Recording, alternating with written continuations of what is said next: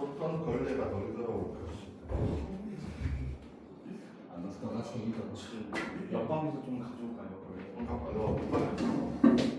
내가 갈게.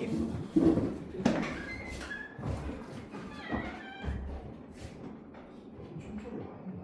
이게 어렵지.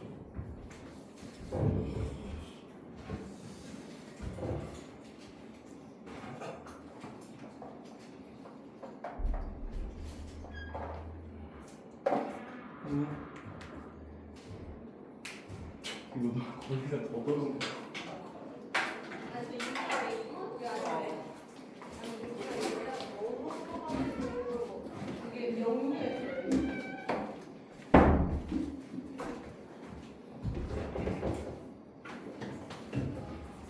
자, 오늘은 저번에 우리 신경계를 다 정리했으니까 오늘은 내분비계입니다.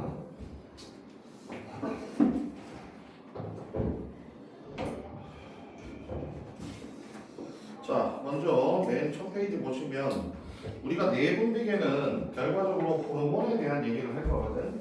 그래서 기본적으로 우리 몸에 호르몬이 분비되는 곳이 어디 있고, 그 다음 어떤 호르몬이 나오고, 호르몬의 역할이 뭔지, 그 다음에 결국에는 우리가 이제 신경과 호르몬을 다 배웠으면 이걸 이용해서 우리 몸의 여러 가지 항상성의 조절 기장을 볼 거거든. 혈당은 어떻게 조절하고, 체온은 어떻게 조절하고, 이런 이제 조절 기장들을 우리가 항상성의 유지에 대한 얘기를 좀 할 거야. 자, 그럼 먼저 호르몬에 대한 특징을 몇 가지 좀 정리를 할 텐데, 자, 일단 호르몬은 우리 몸에서 분비되는 여러 가지 화학 전달자 중에 하나죠. 우리가 저번 시간에 화학 전달자 중에 하나인 신경 전달 물질을 배웠고, 호르몬도 우리가 화학 전달자 중에 하나인데, 일단은 먼저 일단 이 호르몬은 내분비샘에서 분비가 된다 이렇게 나와 있거든, 맨 처음에. 그러면 우리가 내분비샘이 있으면 외분비샘이 있을 거 아니야, 그죠? 그래서 먼저 여기서 외분비와 내분비에 대한 차이점을 좀 알아야 돼. 자, 내가 예전에 한번 이런 얘기 한 적이 있잖아. 우리 몸에서 입과 항문이 있으면 입부터 항문까지 하나의 긴 관으로 관통돼 있으니까 입과 항문이 만약에 열려 있다면 그러면 여기 공간은 외부라 그랬어, 내부라 그랬어? 여기는 외부라 그랬지, 그죠? 그러니까 우리가 음식을 섭취하게 되면 내부에 있는 게 아니라 외부에 있는 거야, 외부에. 그래서 뭐 식도, 위, 소장, 대장은 다 외부야, 외부. 그럼 이걸 우리가 소화를 시켜서 우리 체내로 흡수를 해야만 우리가 물질 대사 이용할 수 있잖아, 그지? 그럼 여기가 내부인 거 아니야? 여기도 외부가 되지. 그러면 당연히 외부로 분비되는 거는 당연히 외분비고 이쪽으로 분비되는 게 내분비가 되거든. 그러면 이쪽으로 분비되는 것도 우리가 외분비가 되잖아, 그지? 그러면 이쪽으로 분비되는 대표적인 게 뭐냐 하면 소화라고, 소화액. 그러니까 소화액 같은 경우는 내분비라고 하면 안 돼. 외분비가 되는 거지, 이때. 그러면 우리가 내분비라고 하는 거는 결과적으로 혈액으로 분비하는 걸 우리가 내분비라고 표현을 하는 거거든, 이때. 그래서 원래는 외분비와 내분비의 가장 큰 차이점은 외부로 분비한다, 내부로 분비한다 이게 아니야. 그게 아니고 뭐냐면 분비관의 유무예요. 그래서 외분비는 분비관이 존재를 해. 그런데 내분비는 분비관이 존재하지 않아요. 도관이 없다는 얘기예요, 도관이. 왜냐하면 외분비는 외부로 나가야 되기 때문에 외부까지 나가는 길이 필요하거든. 근데 내부는 그냥 분비하면 알아서 혈액이 흡수해서 이동하기 때문에 내분비는 분비관이 없어요. 그럼 너희들 우리가 외분비하면 여러 가지가 있지만 한 가지만 기억하면 소화액, 그죠? 얘가 대표적인 외분비야. 이거 말고도 너희들 이쪽으로 나가는 거 땀도 있고 콧물도 있고 눈물도 있고 이거는 뭐 다 외분비라는 건 누구나 알 수 있잖아. 한 가지 조금 헷갈리는 건 소화액이 있으니까 소화액 하나 기억해두고 우리 몸에서 내분비는 호르몬밖에 없어, 호르몬. 그래서 이 호르몬 하나만 기억해주면 되겠대. 그러면 우리 몸에서 너희들 봐. 외분비와 내분비를 모두 하는 가장 대표적인 기관이 있거든. 그게 누구냐 하면 이자야, 이자. 그래서 이자는 자, 여기 이자면 이자는 이자액이라고 하는 소화액을 분비하거든. 그러면 요 이자액이 이자관이라는 분비관을 따라서 소장으로 나가야 된다고. 그래서 소장에서 소화를 담당하게 되거든 이제. 근데 이자는 글루카곤이나 인슐린 같은 호르몬도 분비한다고 때. 그래서 우리가 외분비는 이렇게 이동할 수 있는 분비관, 이자관, 뭐 쓸개관 이런 도관이 필요하거든. 근데 호르몬은 이렇게 분비하면 이 주위를 지나가는 혈액, 자, 이 혈관하고 혈액이 있으면 이 호르몬은 그냥 혈액에 흡수되어서 이동을 하게 된다고 했대. 그래서 결국에는 내분비는 혈액을 따라서 이동을 해야 되고 외분비는 반드시 도관이 존재를 해야 된다, 알겠죠? 그래서 이거 하나 기억해도 이자가 너희들 외분비와 내분비를 모두 하는 것이다. 알겠어요? 이자가 외분비와 내분비를 모두 하는 가장 대표적인 기관 중에 하나가 이자를 기억하시면 돼. 그래서 문제에서 외분비, 내분비 낼 때는 보통 이자를 이용해서 문제를 많이 출제하거든. 그래서 기억을 하시고. 그러면 내분비에서 분비가 되면 반드시 혈액에 녹아서 운반이 되거든. 나중에 호르몬의 성분에 대한 얘기를 따로 심할 때 하겠지만 우리가 알고 있는 대부분의 호르몬은 거의 다 단백질계야. 그래서 단백질계 말고 스테로이드계 호르몬도 있긴 한데 이제 지질로 된 호르몬인데 일반적으로는 단백질계 호르몬이라 대부분 물에 녹는단 말이야. 그래서 이렇게 혈액에 녹아서 운반이 된다고 보시면 돼. 알겠죠? 그 다음에 호르몬은 아무 기관이나 작용하지 않거든. 그래서 뭐라고 돼 있냐면 표적기관이 있다라고 돼 있어. 표적기관이 있다. 표적기관 또는 표적세포. 표적기관이나 표적세포가 존재하더라. 그 말은 뭐냐면 아무데나 작용하는 것이 아니라 정해진 기관에만 작용을 한다는 얘기가 있대. 그러면 이게 왜 그러냐면 우리가 저번 시간에 봤지만 이 호르몬이나 신경전달 물질과 같은 화학 전달자들은 반드시 뭐가 필요하다고 그랬어? 수용체. 그러면 표적기관이나 표적세포에도 수용체가 존재할 거 아니야, 그지? 그럼 예를 들어서 인슐린이 만약에 나왔다 그러면 인슐린은 인슐린 수용체하고만 결합을 하거든 이때. 그러면 이게 호르몬과 수용체 간의 특이성이 아니고 호르몬과 수용체 간의 특이성.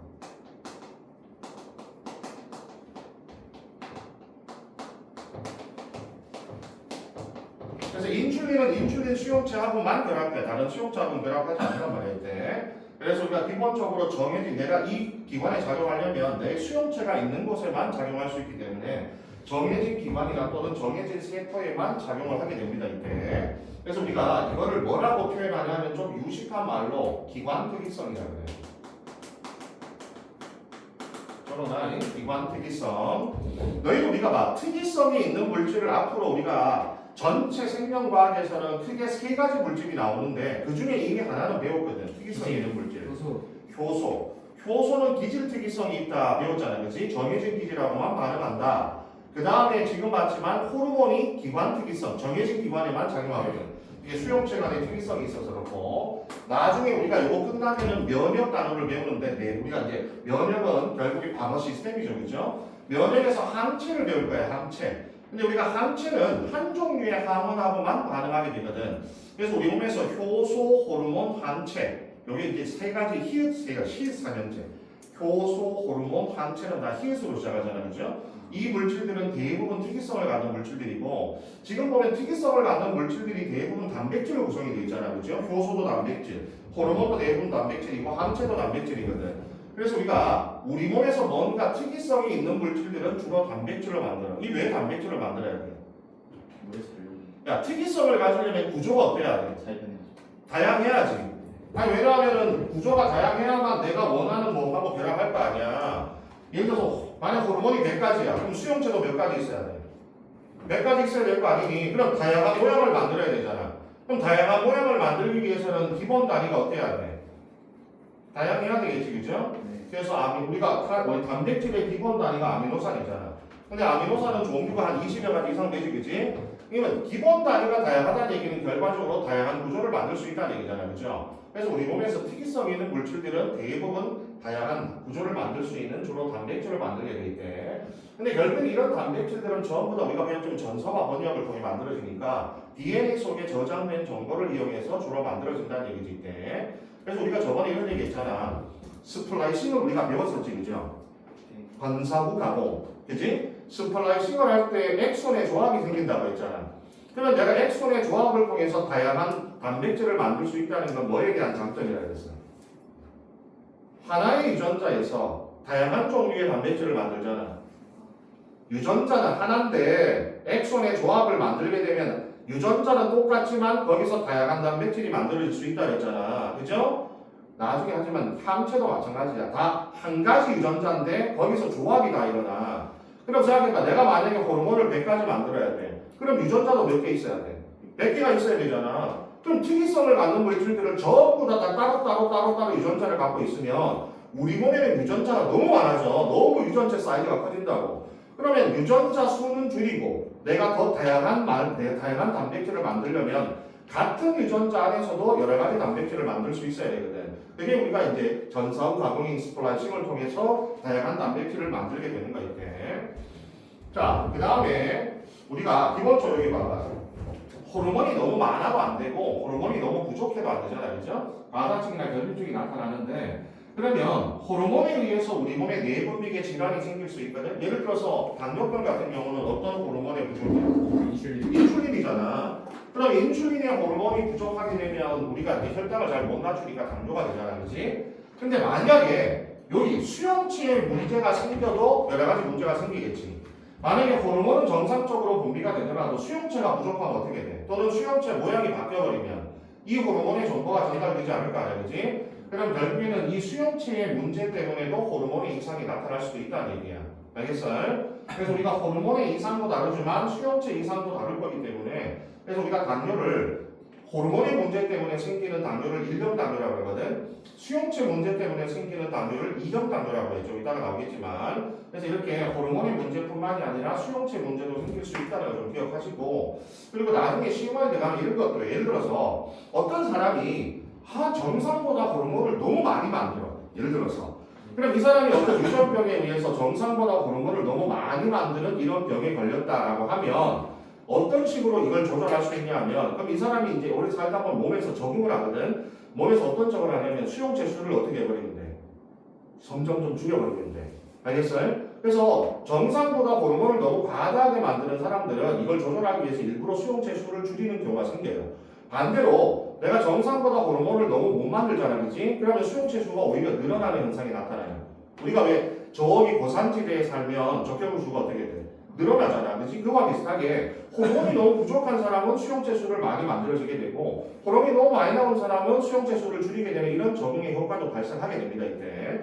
그래서 호르몬과 수용체 간의 관계는 대단히 중요해요. 여러 가지 질환에도 영향을 주기 때문에 굉장히 중요한 문제고 그 다음에 두 번째는 자, 거기 보시면은 거기 뭐 내분비샘에서 합성되고 분비관이 없고 혈류를 통해 운반되고 표적세포가 있다. 수용체가 필요하다고 되어 있죠, 그죠?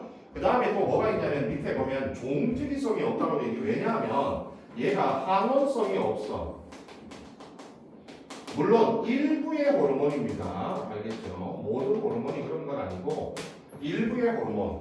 우리가 나중에 항원을 배우겠지만 너희들 항원이라고 하는 말이 주는 의미가 어떤 의미인지 좀 생각이 나? 비자기 물질이라고 해서 우리 몸에 들어오는 여러 가지 물질 중에서 내가 거부 반응을 일으키는 물질을 우리가 항원이라고 그러거든. 그러니까 병원체나 이런 애들이 들어오면 우리가 그걸 다 항원으로 인식을 해 있대. 강준아, 졸면 안 돼. 알겠어요? 그래서 기본적으로 항원이라고 하는 거는 남의 단백질을 얘기하는 거거든. 남의 단백질. 그래서 남의 단백질이 들어오면 우리 몸에서 이걸 다 뭐라고 인식해? 병원체라고 인식을 해버릴 때. 그래서 우리 몸에서 막 항체를 만들어서 공격한단 말이야, 이때. 근데 일부의 호르몬은 항원성이 없어요. 단백질임에도 불구하고 항원성이 없습니다.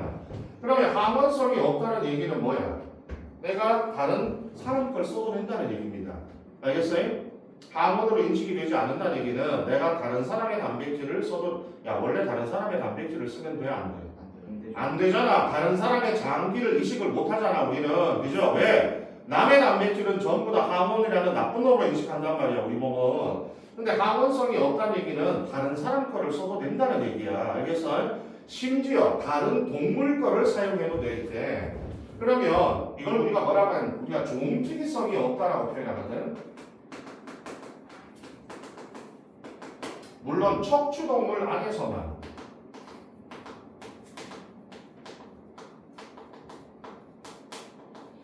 척추동물 내에서는 종특이성이 없다. 봐봐, 기관특이성은 있지만 종특이성은 없다라는 게 원래 호르몬이 가진 가장 중요한 특징이거든. 놀지 마. 자, 특이성이 있다는 말은 뭔 뜻이야? 구별한다는 얘기야. 구별 안 한다는 얘기야. 한다. 구별한다는 얘기고 특이성이 없다는 얘기는 안 한다. 구별하지 않는다는 얘기잖아, 그렇지? 다른 종을 구별하지 않고 사용할 수 있다는 얘기야. 그래서 옛날에 우리 당뇨병 치료할 때 실제로는 어떤 동물의 호르몬을 주로 사용했어? 돼지 거 사용했잖아요, 그렇지? 그래서 돼지 거를 쓰더라도 상관이 없었다는 얘기거든요. 이때 그게 왜냐면 함원성이 없기 때문에 종특이성이 없다. 그래서 다른 동물 것까지도 쓸 수가 있다는 얘기입니다. 그럼 척추동물 안에서는 내가 다른 동물 걸 쓸 수 있다는 얘기는 결과적으로 척추동물 안에서는 호르몬들의 역할이 어떻다는 얘기야? 같다는 얘기지 결국에는. 야, 그럼 돼지하고 나하고 인슐린의 역할이 똑같아. 그럼 이걸 통해서 우리가 뭐까지 알 수 있어? 우리가 지구상의 생물은 공통의 조상에서 출발했구나. 알겠어요? 이런 것까지도 연관할 수 있다고 이때. 자, 그래서 이것도 하나 기억하시고, 그 다음에 세 번째 보면 원래는 호르몬이 하는 역할을 뭐라고 우리가 정의하냐면 미량으로 생리 기능을 조절한다 이렇게 얘기하거든. 이게 원래는 호르몬이 주로 가지고 있는 의미야. 우리 몸에서 생리 기능을 조절한다 이렇게 표현하는데 여기서 미량이란 말이 있잖아. 미량이란 말, 그죠? 얼마나 적은 양이 나오냐면 우리가 상상하지도 못할 만큼의 적은 양이 나와. 예를 들어서 내가 이만한 비커에다가 물을 가득 채워놓고 여기다가 설탕 알갱이를 하나 녹인 농도로 작용해요. 그럼 얼마나 작은 농도인지 알겠지, 그죠? 그래서 너무 우리가 생각도 못한 아주 작은 미량이에요. 그러니까 우리가 평생 동안 분비하는 호르몬을 다 합쳐도 한 숟가락이 안 돼. 알겠어요? 얼마나 미량인지 알겠지? 그러면 항상 우리 몸에서는 미량이란 말이 붙으면 반드시 뭐가 따라오냐면 과다증과 결핍증이 따라오게 됩니다. 왜냐하면 너무 양에 민감하다는 얘기잖아. 조금만 분비해도 눈치를 챈다는 얘기니까 그만큼 양에 민감하다는 얘기고, 그렇다면 조금만 많아지거나 조금만 적어져도 눈치를 챈다는 얘기야. 그래서 과다증이나 결핍증을 가지고 있다라. 그래서 아까 인슐린 결핍증이 당뇨병이잖아, 그죠? 네. 생장 호르몬이 너무 많이 나오면 뭐가 돼? 이게 고임증이 되는 거고, 생장 호르몬이 너무 안 나오면 외소치구증, 그죠? 이렇게. 그래서 이런 여러 가지 유전병들이 주로 많아. 그래서 이렇게 과다증하고 결핍증이 미량이라는 말 때문에 따라온다라고 생각하면 돼 이때. 자, 그러면 이게 이제 호르몬이 가지고 있는 여러 가지 특징들이거든 이때. 그럼 우리가 저번에 배웠던 신경하고 한번 비교를 해보면, 자, 밑에 표가 있죠, 그죠? 호르몬과 신경, 왜 호르몬과 신경을 비교하겠어? 둘이 역할이 비슷하니까 둘 다 우리 몸에서 신호전달자의 역할을 해주는 거 아니야, 그지? 그래서 우리가 둘을 비교하는 거죠. 그런 관계가 없으면 비교할 필요가 없잖아. 그럼 거기 보시면 먼저 호르몬과 신경계에서 전달 매체를 보면 전달 매체는 누구예요? 호르몬은 혈액이지, 혈액. 혈액을 따라 운반을 하는 거고, 그 다음에 신경계는 뉴런이야, 뉴런을 따라서 이동을 하게 돼. 이게 전달 매체고, 그 다음 둘 중에 누가 더 속도가 빠르겠어? 그렇죠. 얘는 전기적 신호잖아. 물론 전달을 할 때는 화학적 신호가 같이 이용되지만, 그러니까 여기는 빠르지, 신호가. 왜냐면 여기는 전기화학적 신호. 그래서 결국에는 신경계에 의한 신호 전달은 실시간 전달이에요, 실시간. 우리가 지금 보고 있는 게 시신경을 통해 전달되고 있잖아. 근데 우리가 지금 보고 있는 게 실시간 전달이지, 그죠? 신경계는 거의 실시간 전달이고, 호르몬은 느려. 얘는 분비가 되면 또 혈액을 따라서 표적기관까지 가는 시간이 있다고. 그래서 이거는 화학적 전달밖에 없거든. 그래서 호르몬은 좀 가는 속도가 좀 느려 있대. 그 다음 밑에 지속성이나 작용 범위는 이렇게 생각하면 돼. 얘는 빠르잖아, 그치? 얘는 빠르기 때문에 순간적이야. 그리고 작용 범위가 좁아. 왜냐면 뉴런이 연결된 곳에서만 나타나거든. 근데 호르몬은 또 오랫동안 나타나. 지속적이다. 그리고 작용 범위도 넓어요. 뭐 예를 들어서 만약에 생장 호르몬이 나온다 그러면 생장 호르몬은 우리 몸에 작용할 때까지 시간이 꽤 오래 걸리죠, 그렇죠? 예. 뭐 생장 호르몬이 분비된다고 갑자기 내일 아침 일어났더니 키가 2cm잖아 이런 게 아니잖아, 그죠? 그리고 우리 몸의 전반적인 모든 부분에 영향을 주잖아, 그렇지? 그래서 얘가 작용 범위가 상당히 넓어 있대. 특징은 몰라도 돼. 자, 그래서 이 정도만 기억을 하시면 된다, 알겠죠? 이 정도만. 자, 그러면 이제 우리가 몸에서 어떤 곳에 내분비샘이 있고 그 다음에 어떤 곳에 어떤 역할을 하는지를 봐야 되겠지, 그죠? 그래서 넘기면 우리 몸의 내분비샘하고 분비되는 호르몬 그리고 역할이나 이게 다 외워야 됩니다, 전부 다. 알겠어요? 나중에 심화에 가면 이거보다 훨씬 더 많은 호르몬이 나올 거야. 근데 기본적으로 지금 여기 나온 거는 가장 중요한 호르몬들. 다른 건 몰라도 이거는 꼭 알아야 된다. 이런 호르몬들만 여기 나와 있는 거거든요, 이때. 자, 일단 봐봐. 우리 몸의 내분비샘, 호르몬이 분비되는 곳이 어디 있냐면 일단 뇌하수체라는 곳이 있다, 그죠? 그 밑에 사진에 보시면 밑에 우리 몸의 구조에 보시면 뇌하수체가 어디 있냐면 우리가 저번 시간에 배웠던 시상하부 있죠? 네. 야, 우리가 저번에 시상하부가 뭐에 무슨 뇌에 속하는 거였어? 삼네. 간뇌에 속하는 거잖아, 그렇지? 그때 간뇌의 시상하부 역할이 뭐였지? 생명 아니 항상 순간 약간 그러니까 자율신경의 중추이자 내분비계의 중추이면서 이걸 이용해서 우리 몸의 항상성을 조절한다고 했었지, 그지? 그럼 우리가 오늘 배우고 있는 이 모든 이 내용들의 중추는 다 어디야? 간뇌의 시상하부라고 하는데, 알겠어요?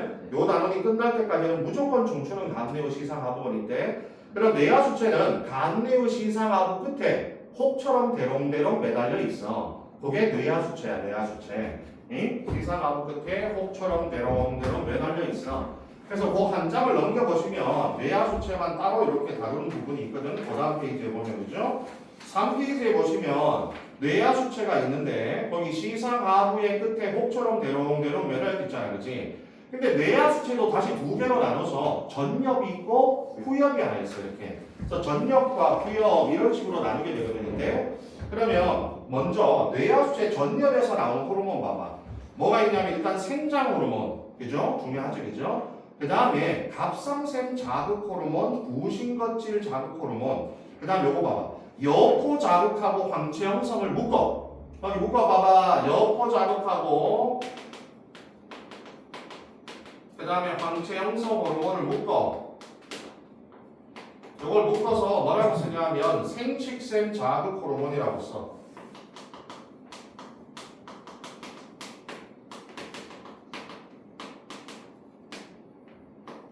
생식샘 자극 호르몬.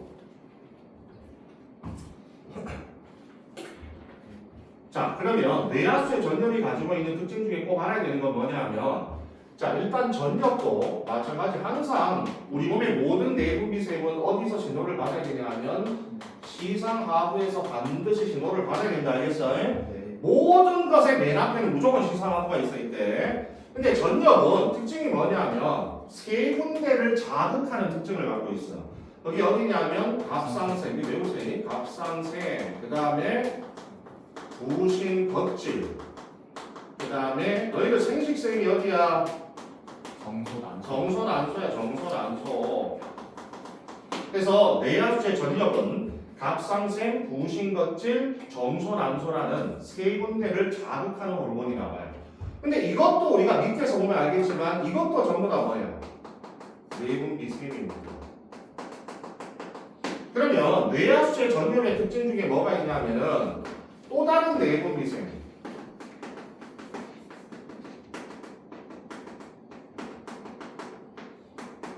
분비를 조절합니다. 또 다른 내분비샘이 바로 이 세 군데 외워야 돼요. 알겠어요? 승주야, 응? 자, 그래서 뇌하수체 전엽이라고 하는 것은 갑상샘, 부신거질, 생식샘이라고 하는 또 다른 내분비샘에게 영향을 준다라는 특징을 꼭 기억하고 계셔야 돼요. 그럼 너희들 만약에 전엽을 제거하면 어떻게 돼? 제대로 호르몬 안 나옵니다, 여기서. 갑상샘에서도 호르몬 안 나오고 거칠도 안 나오고 여기서도 성호르몬 안 나와. 알겠어요? 그래서 그만큼 전엽은 또 다른 내분비샘의 분비를 시상하부와 그 내분비샘 사이에서 중간자 역할로 조절을 해주는 거야. 알겠어? 요게 전엽이 가진 대표적인 특징이라고 보시면 되겠대. 자, 그거 하나 두시고 있대. 그 다음에 뇌하수체의 후엽을 봐봐. 뇌하수체 후엽은 전혀하고 좀 다르죠. 거기 보면 두 가지가 기억하냐 옥시토신이라는 게 하나 있거든. 근데 이 옥시토신이 뭐냐면 자궁 수축 호르몬. 이게 이제 분만할 때 나오는 호르몬이야 이때. 그래서 우리가 분만을 할 때 옥시토신의 분비량이 점점 늘어나거든. 그럼 옥시토신이 자궁으로 내려와서 자궁을 수축을 해줘. 자궁을 수축을 해줘야 아기를 밀어낼 거 아니야, 그지? 그래서 우리가 분만을 할 때 나오는 이 호르몬이 옥시토신이 됩니다 이때. 그래서 만약에 어떤 사람이 분만이 너무 늦어져, 그럼 뭘 투여해? 옥시토신. 이 분만 유도 호르몬도 옥시토신이 되는 거지 이때. 하나 기억하시고, 그 다음에 항인유 호르몬이라고 하는 게 있거든. 이게 이제 후엽에서는 제일 중요한 호르몬 중에 하나인데, 왜냐면 우리가 봐봐, 여기서 나오는 호르몬 중에서 우리가 주로 뒤에서 어떤 애들을 다루겠어? 항상성에 관여하는 호르몬들을 또 다룰 거 아니야, 그지? 근데 옥시토신은 항상성하고 상관이 없잖아, 그지? 그러니까 우리가 중요한 건 항상성에 관여하는 호르몬들이 주로 중요해. 거기서 이제 내가 아마 저걸로 보는 사람은 거기 형광 표시가 다 돼 있고, 지금 프린트에도 내가 이제 색깔칠이 다 돼 있죠. 그런 애들이 주로 항상성에 관여하는 호르몬인데, 여기서 나오는 이 항인유, 이게 우리가 앞으로 영어로 ADH라고 나온다 알겠죠? ADH인데, 너희들 이뇨라고 하는 말이 뭔 뜻이냐면 오줌을 누게 한다는 뜻이야. 알겠어요? 그래서 이뇨 촉진제 하면 오줌을 누게 하는 호르몬, 오줌을 누게 하는 약, 이런 거 우리가 이뇨제라고 얘기하는 거거든. 예를 들어서 너희들 봐, 고혈압 환자는 이뇨제를 먹어야 돼, 안 먹어야 돼? 이건 우리가 좀 이따 항상성에도 관련이 있는데, 이뇨제는 먹어야지. 왜?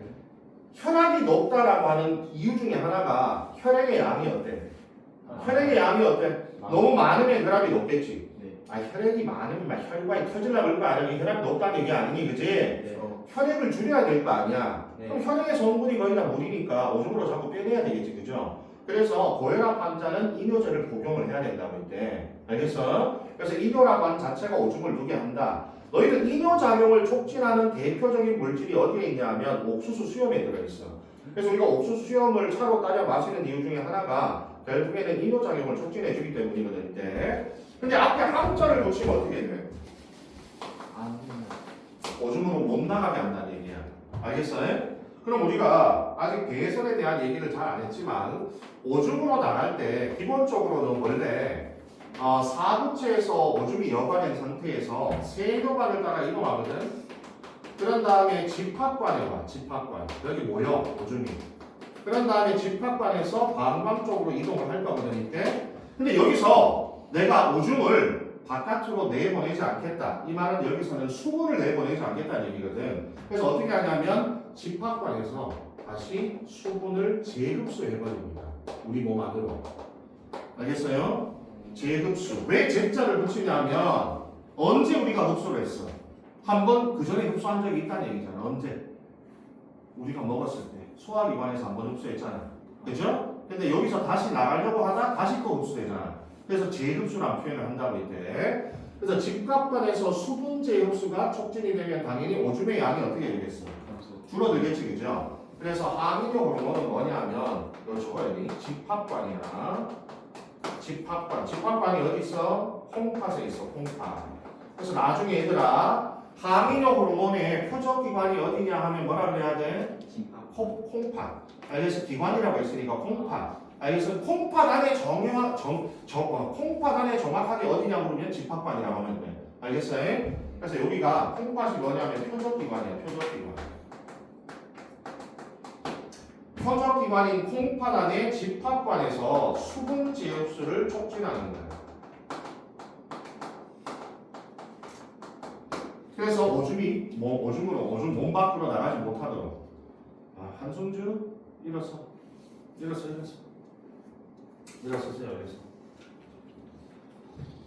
그래서 이렇게 수분 재흡수를 촉진하게 되면 결국 오줌이 줄어드는 효과가 나타나게 되면은 거기 앉아 있어 그냥. 거기 서 있어. 뭐 뒤로 가기는 뭐 뒤로 가.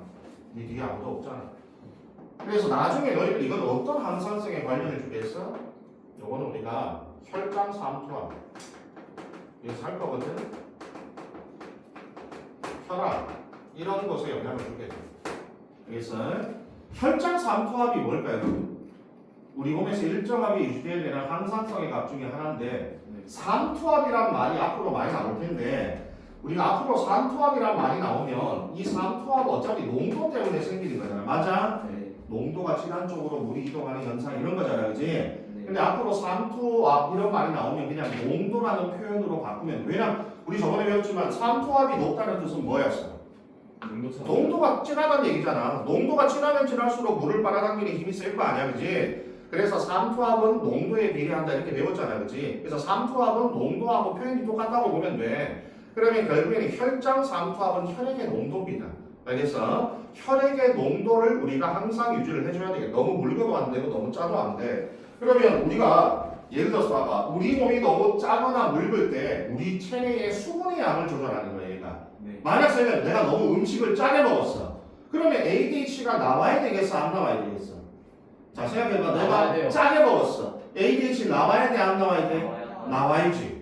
왜냐하면 내 몸이 짜다. 그러면 물이 부족하다는 뜻이잖아. 상대적으로. 맞냐? 네. 그러면 우리 몸에 물이 오줌으로 빠져나가면 안 되겠지. 그래서 붙잡아. 못 나가게. 제흡수란 말은 우리 몸에서 붙잡는다는 얘기야. 수분을. 네. 그래야 우리 몸의 농도를 낮출 수가 있거든 이때. 그러니까 너 생각해봐.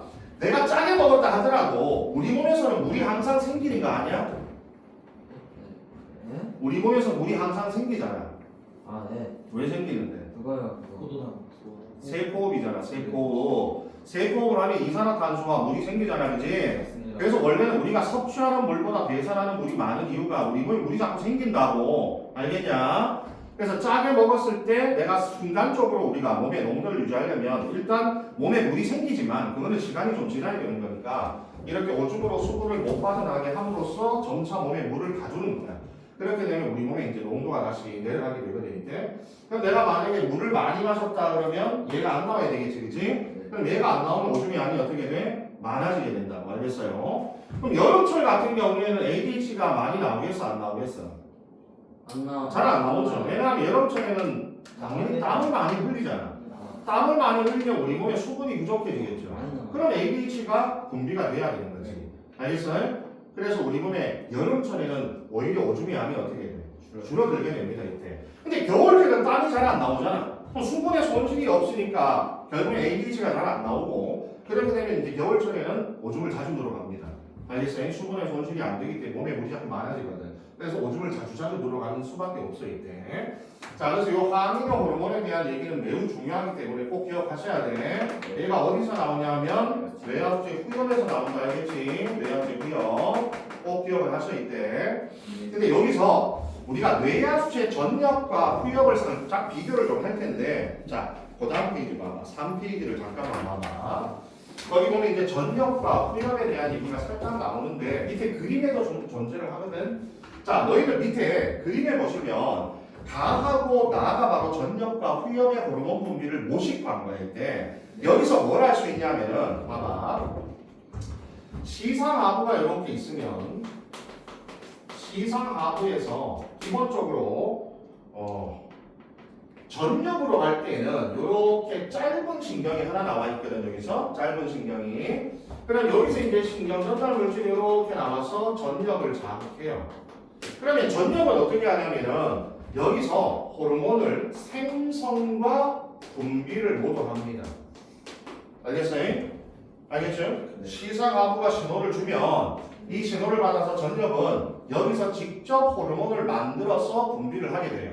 알겠죠? 근데 후엽은 시상하부에서 살짝 긴 뉴런이 들어가 있거든. 그럼 여기가 후엽이라고 치면 자, 후엽은 호르몬을 만들지 않습니다 이때. 알겠어요? 그럼 뭐냐면 시상하부에서 연결된 요 끝에서 나오는 요 물질 있잖아. 요 끝에서 나오는 요 물질이 저장됐다가 그대로 분비가 되게 됩니다. 그러면 후엽에서 나오는 이 호르몬은 누가 생성한다라고 얘기를 하느냐? 시상하부가 생성한다라고 얘기를 하게 됩니다. 알겠어요? 뇌하수체 후엽 호르몬은 후엽이 만드는 게 아니야. 시상하부가 만드는 게 그냥 후엽에 저장됐다가 분비되는 것뿐이야 이때. 알겠어요? 네. 요 차이를 꼭 기억을 하셔야 돼 이때. 네. 근데 왜 이걸 후엽 호르몬이라고 하느냐? 우리가 항상 우리 몸에서 명칭을 지을 때 생성보다는 분비에 더 큰 의미를 두잖아, 그렇지? 왜냐면 쓸개즙도 어디서 만들어? 간. 간이 만드는데 그걸 간즙이라고 안 하잖아. 쓸개에서 분비하니까 쓸개즙이라고 하잖아. 그죠? 그러니까 우리는 생성되는 장소보다는 분비하는 장소를 훨씬 더 중요하게 보거든. 그래서 이걸 뇌하체 후엽 호르몬이라고 하지 시상하부 호르몬이라고 하지 않는다고 했대. 그래서 후엽은 만드는 게 아니야. 알겠어? 시상하부가 만들어 놓은 걸 저장했다가 분비한다는 거. 그래서 여기는 직접 만들고 여기는 직접 안 만든다는 차이점을 꼭 기억을 하셔야 됩니다. 알겠죠? 이때. 자, 다시 앞으로 넘어와서 2페이지를 보세요. 자, 그 다음에 갑상샘 보자. 갑상샘은 어디 있어? 목에 있는 거죠. 목에 마치 나비 넥타이처럼 갑옷처럼 목을 두르고 있다 해서 갑상샘이라고 부르거든 이때. 그러면 갑상샘에서는 거기 보시면 이제 두 가지가 나오는데 먼저 티록신 되게 중요합니다. 티록신 아주 중요해요. 우리가 지금 보면은 내분비샘을 전부 다 우리말로 배우고 지금 호르몬은 대부분 영어로 나가있죠, 그죠? 이거를 다 통일시키면 되게 쉽거든. 왜냐하면 갑상샘이 영어로 티로이드입니다. 알겠어요? 갑상샘이 영어로 티로이드이기 때문에 갑상샘 호르몬이 티록신이 됩니다. 이때 부갑상샘이 영어로 파라티로이드예요. 그래서 부갑상샘 호르몬이 파라토르몬이 되거든요. 이때 그래서 이게 우리가 연관성이 없으니까 따로따로 다 외울 수밖에 없는 건데 이때 그러면 요 갑상샘에서 나오는 요 티록신이 무슨 역할을 하냐면 물질대사 촉진이야. 이게 물질대사 촉진. 근데 너희도 우리가 제일 많이 하는 물질대사가 뭐겠어? 세포이겠지, 그지? 그러면 이걸 다르게 표현하면 세포 촉진이라고 봐도 되고, 그럼 너희들 세포흡이 촉진되면은 ATP도 많이 만들어지지만 40%는 ATP지만 60%는 다 열이잖아, 그지? 열이 많이 생성. 열이 많아지면 체온이 어떻게 돼? 그래서 나중에 티록신은 뭐의 조절에 관여해? 체온 조절에 관여할 겁니다. 그럼 얘는 추울 때 나오겠어? 더울 때 나오겠어? 추울 때 나와요. 그리고 갑상샘 호르몬인 티록신은 티록신에 대한 질병이 또 있어. 우리가 당뇨처럼 되게 유명한 갑상샘 기능 항진증, 알겠어? 이런 것들, 갑상샘 기능 저하증 이런 것들이 있거든. 그런 것들 우리가 좀 더 살펴볼 텐데 어쨌든 티록신은 우리 몸에 되게 중요한. 만약에 너 생각해봐. 티록신이 만약에 적게 나오면 어떤 일이 벌어지겠어? 그렇지. 내가 세포흡이 잘 안 일어나 에너지를 못 만들잖아. 그 사람이 무기력해져. 그러니까 추위를 많이 타겠어? 더위를 많이 타겠어? 추위를 많이 타죠. 살이 찌겠어? 빠지겠어? 세포를 잘 안 하니까 살이 찌겠어? 빠지겠어? 살이 자꾸 찌겠지. 왜 빠져요? 살이 빠지려면 내가 에너지를 많이 써야 살이 빠지는 거지. 에너지를 안 쓰잖아. 그럼 살이 찌겠지. 그래서 이상한 효과가 나타나. 뚱뚱한데 추위에 약해. 알겠어요? 보통 우리가 좀 뚱뚱하면은 더위에 약해야 되거든. 추위에는 강해야 되거든. 왜냐하면 뚱뚱하면 지방층이 있기 때문에 아무래도 우리가 더위에 좀 강해야, 추위에 좀 강해야되는데, 근데 얘는 이상하게 실제로 뚱뚱한데 추위에 약해. 그럼 이제 갑상샘의 이상을 좀 생각을 해봐야 돼. 그럼 만약에 티록신이 너무 많이 나오면 어떻게 되겠어? 없습니다. 너무 물질 대사가 지나치게 많잖아. 그럼 열이 너무 많으니까 더위를 많이 타고 살이 자꾸 빠져. 그리고 너희들 이렇게 보면은 티록신이 많이 나온다는 얘기는 세포업이 활발해진다는 얘기니까 마치 우리 몸이 어떤 상태가 되냐면 운동하는 상태처럼 느껴지게 돼요. 알겠어요? 그래서 심장이나 호흡의 속도가 자꾸 빨라지게 됩니다. 이때. 알겠어요? 이런 것들이 이제 많아지게 되죠. 이때. 그 다음에 갑상샘에서 나오는 칼시토닌. 자, 요거하고 누구하고 묶어야 되냐면 부갑상샘. 부갑상샘에서 나오는 파라토르곤하고 묶어야 돼. 자, 왜냐면 얘네 둘이가 연관성이 있거든. 둘이가 무슨 역할을 해줘? 거기 보니까 칼슘의 농도, 혈중. 우리가 항상 농도는 혈중 농도다. 혈중 칼슘의 농도를 조절하자는 얘기죠. 그래서 여기 보면 칼시토닌이 혈중 칼슘 농도를 줄여주고 파라토르곤이 혈중 칼슘 농도를 높여주잖아요. 그죠? 그래서 우리가 이거를 뭐라고 표현하냐면 기량작용. 쓰세요. 이거지. 자, 우리가 저번 시간에 기량작용 배웠다. 그지? 기량작용이 뭐였죠? 그때? 서로 반대되는. 근데 앞에 한 가지 조건이 있어야지. 같은 기관에 작용하되. 그죠? 같은 기관에 작용하되 역할이 상반됐을 때. 기량. 이걸 잘 생각해야 돼. 잘 봐. 좀 이따가 항상성에서 기량인지 아니냐가 나올 텐데. 봐봐. 교감과 부교감이 대표적인 기량이었잖아. 그지? 같은 기관에 상반되게 작용하잖아. 그지? 기량이 성립하려면 어떻게 돼야 되냐면 높일 때 작용하는 애와 낮출 때 작용하는 애가 따로따로 있어야 돼. 그래야만 기량이 성립을 해. 머리 이제 가니? 에? 예를 들어서 티록신 같은 거 봐봐. 티록신은 물질대사 촉진이잖아. 근데 물질대사 억제 호르몬 같은 건 없어. 네. 그러면 티록신은 기량이 돼? 안 돼?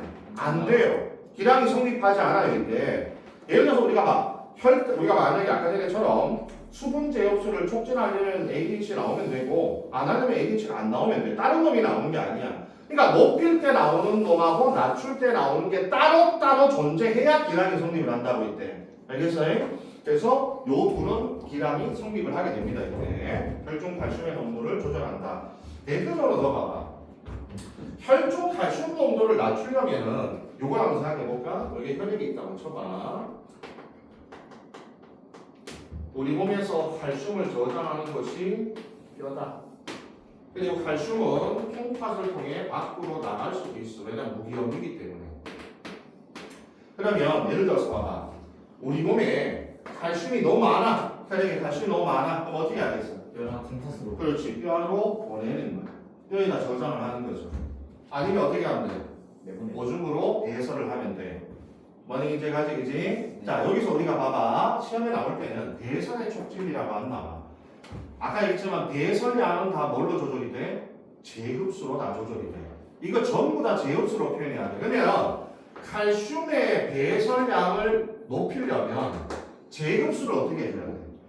줄여줘야 돼. 그래서 만약에 칼시토닌의 역할을 물을 때 칼시토닌은 칼슘의 제흡수를 촉진합니까? 억제합니까? 하면 칼슘의 농도를 낮춰? 그러면 배설을 많이 하되 칼시토닌은 우리가 아까 콩팥에서의 칼슘의 제흡수를 억제하는구나 이렇게 대답을 해줘야 돼요. 알겠어요? 배설량으로 대답하는 게 아니라 제흡수로 대답을 하기 때문에 그래서 요거는 배설을 많으려면 제흡수를 억제한다. 적어라 거기다가 이거 적어야 됩니다. 거기. 그러면 칼시토닌은 결국에 뭘 하냐면 칼슘의 제흡수를 억제한다.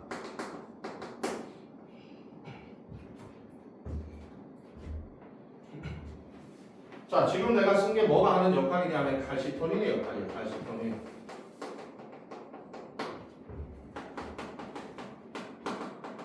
그래서 우리가 이런 말, 칼슘을 많이 먹잖아. 칼슘을 많이 먹으면 뼈로 보낸다 밑에. 알겠어요? 뼈가 튼튼해지는 거지 이때. 칼슘 많이 먹어야지. 어릴 때 많이 먹어야 돼. 커서 이제 어느 정도 나이가 들어서 먹으면 뼈로 자란다. 어릴 때 주로 많이 나기 때문에 지금 많이 먹어야 되기 때문에. 그 다음에 반대로 만약에 파라토르몬은 혈중 칼슘 농도를 높이잖아. 그러면 여기 칼슘 농도가 주로 낮을 때 나온다는 얘기잖아요. 그죠? 그럼 어떻게 해야 돼? 여기 있는 걸 뽑아와야 되는 거죠. 그죠? 그리고 여기서는 콩팥에서 배설되는 칼슘을 줄여야 될 거 아니야. 그지? 네. 그럼 얘 같은 경우는 칼슘의 제흡수를 촉진해야 돼. 되겠죠? 이게 파라토르몬의 역할이에요. 저거라 얘들아. 근데 종이만 2 플러스인 건 약간 디테일이. 아니 그럼 다 적든지 다 적지 않든지 해 그냥. 파라토르몬.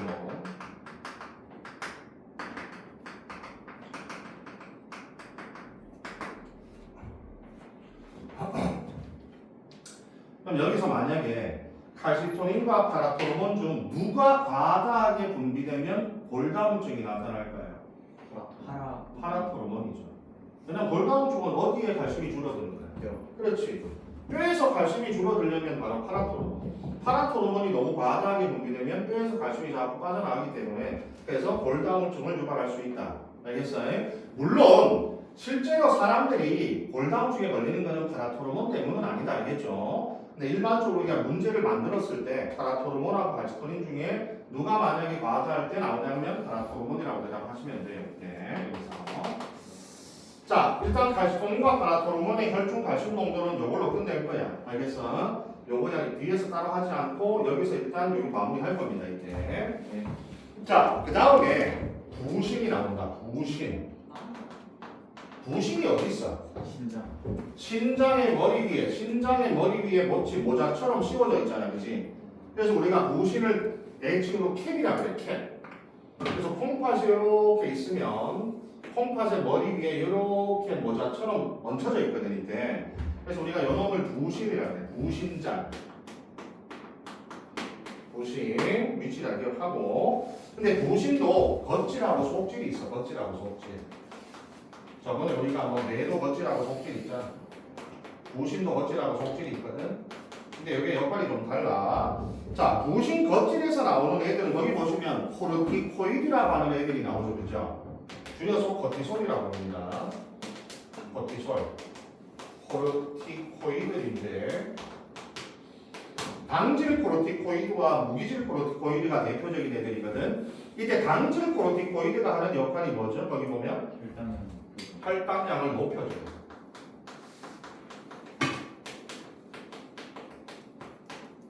여기 혈당을 높여준다. 그 다음에 무기질 코르티코이드. 이게 뭐냐면 나트륨의 제흡수를 촉진합니다. 우리가 나트륨의 제흡수는 일종의 보면 소금이라고 생각하면 돼. 소금. 우리 몸의 농도가 짜거나 묽을 때 아까 전에 항인형 호르몬같이 수분 제흡수에 대한 얘기도 하지만 이런 무기질 코르티코이드에 대한 나트륨의 제흡수도 우리가 일어나거든 이때. 네. 근데 실제로 우리가 아까 전에 혈장 산토압하고 혈압에 영향을 준다 했잖아, 그렇지? 근데 실제로 항인형 호르몬은 혈압보다는 혈장 산토압 쪽에 훨씬 더 치중이 많이 돼 있고 여기 나와 있는 이 무기질 코르티코이드가 혈압에 훨씬 더 많이 치중이 돼 있어요. 왜냐하면은 얘네 봐봐. 내가 나트륨을 제흡수하잖아. 그럼 소금을 제흡수했잖아. 소금을 제흡수하면 순간적으로 짜지겠지. 네. 그럼 짜지면 산티 현상에 의해서 물이 어떻게 돼? 들어가요. 같이 제흡수가 돼요. 알겠어요? 그래서 결국에는 나트륨을 제흡수하면 물이 따라서 제흡수되기 때문에 혈액이 많아질 거 아니야. 그죠? 그래서 혈압이 올라가요. 알겠어요? 그래서 무기질 코르티코이드는 실제로 나중에 보면 혈압을 높이는 호르몬으로 훨씬 더 역할을 많이 하게 됩니다. 이때. 자, 그래서 여기다 이렇게 써. 나트륨의 제흡수에서 혈압 상승이라고 해서 혈압 상승. 얘는 혈압에 영향을 훨씬 더 많이 주는. 항인효 호르몬보다는 혈압 쪽에 훨씬 더 영향을 많이 준다. 항인효는 혈장 산토압 쪽에 훨씬 더 영향을 많이 준다 이때. 그 다음에 부신 속질. 원래는 부신 속질이면 부신을 영어로 뭐라 그래? 콩팥을 영어로 뭐라 그래? 킨니. 키드니 말고 콩팥을 영어로 레날. 레니. 찾아봐. 레니. 핸드폰으로 찾아봐. 핸드폰. 잠깐까지 찾아서 알려줘. 신장 무슨 키드니가 너무 레니를 쳐야 레나를 쳐줘. 레나를 쳐야 네 프롬 안에 펌프 있는 거니까. 진짜네. 그래. RENAL. 네. 뭐라 나와? 레날. 신장. 그래. 콩팥이야 이게. 레날이. 키드니도 있는 거 아니야? 근데 키드니도 있는데 레날도 있다고 얘들아. 키드니는 의학적으로 많이 쓰고 레날은 생물학적으로 많이 쓰는 거야 얘들아. 응? 그럼 부신은 심장에 추가되어 있잖아. 그럼 추가되다 해서 적도어로 애들을 붙이면 이게 뭐가 돼? 아드레날. 이게 부신이 영어로 에드레날입니다. 알겠어요? 부신이 영어로 에드레날. 근데 속질이면 아니잖아. 아니니까 뭘 붙여줘? 그래서 읽으면 아드레날린이 됩니다. 아니 진짜예요. 그래. 지금 내가 거짓말 하겠네 내가 여기서. 아니 뭘 외우기 쉽게 막 그러시는 아니. 원래 그래서 아드레날린이라는 어원 자체가 결국에는 부신의 안에서 나온다. 알겠어요? 네. 부신의 속질에서 나온다. 그런데 기본적으로 우리가 내가 저번에 얘기했잖아. 아드레날린이라는 용어는 실제로 교과 과정에서 잘 사용하지 않는다 그랬죠. 에피네, 아니 노르 말고 그거는 노르에피네프린은 노르아드레날린하고 같은 거고 에피네. 그냥 아드레날린은 에피네프린하고 같은 거예요. 이게 뭐냐면은 물질의 이름과 상표의 이름하고 같이 혼용해 쓰는 거거든요. 이때 같은 말이 같은 말. 그래서 에피네프린 아까 얘기했지만 기본적으로 의학 쪽에서는 아드레날린을 더 많이 쓰지만 생물학 쪽에서는 에피네프린을 훨씬 더 많이 씁니다. 이때 에피다 에피네프린. 자, 요거 아드레날린이라 생각하면 돼. 알겠어? 그래서 노르에피네프린이 노르아드레날린이거든 결국. 그래서 에피네프린은 아드레날린과 같은 역할인데 이게 되게 역할이 많아. 이게 역할이 되게 많은데 일단 대표적인 뭐냐 혈당 증가, 혈당 증가. 가장 대표적인 거 하나만 얘기해 혈당 증가. 에피네프린은 되게 역할이 다양한데 이게 왜 그러냐면 아까 봤지만 수용체에 결합을 한 상태에서 작용을 하기 때문에 기본적으로 어떤 기관에 어떤 수용체가 결합을 하냐에 따라서 안에 있는 내부 효과가 다 달라지게 되거든요. 이때 원리 이제 가지고 그죠? 그래서 에피네프린의 그 여러 가지 기관에 따른 역할이 되게 다양합니다. 이때 우리가 봤지만 봐봐 교감의 말단에서 나오는 노르에피네프린이 심장에 작용하면 심장 박동을 촉진하잖아. 네. 근데 소장에 작용하면 소화를 또 억제시키잖아.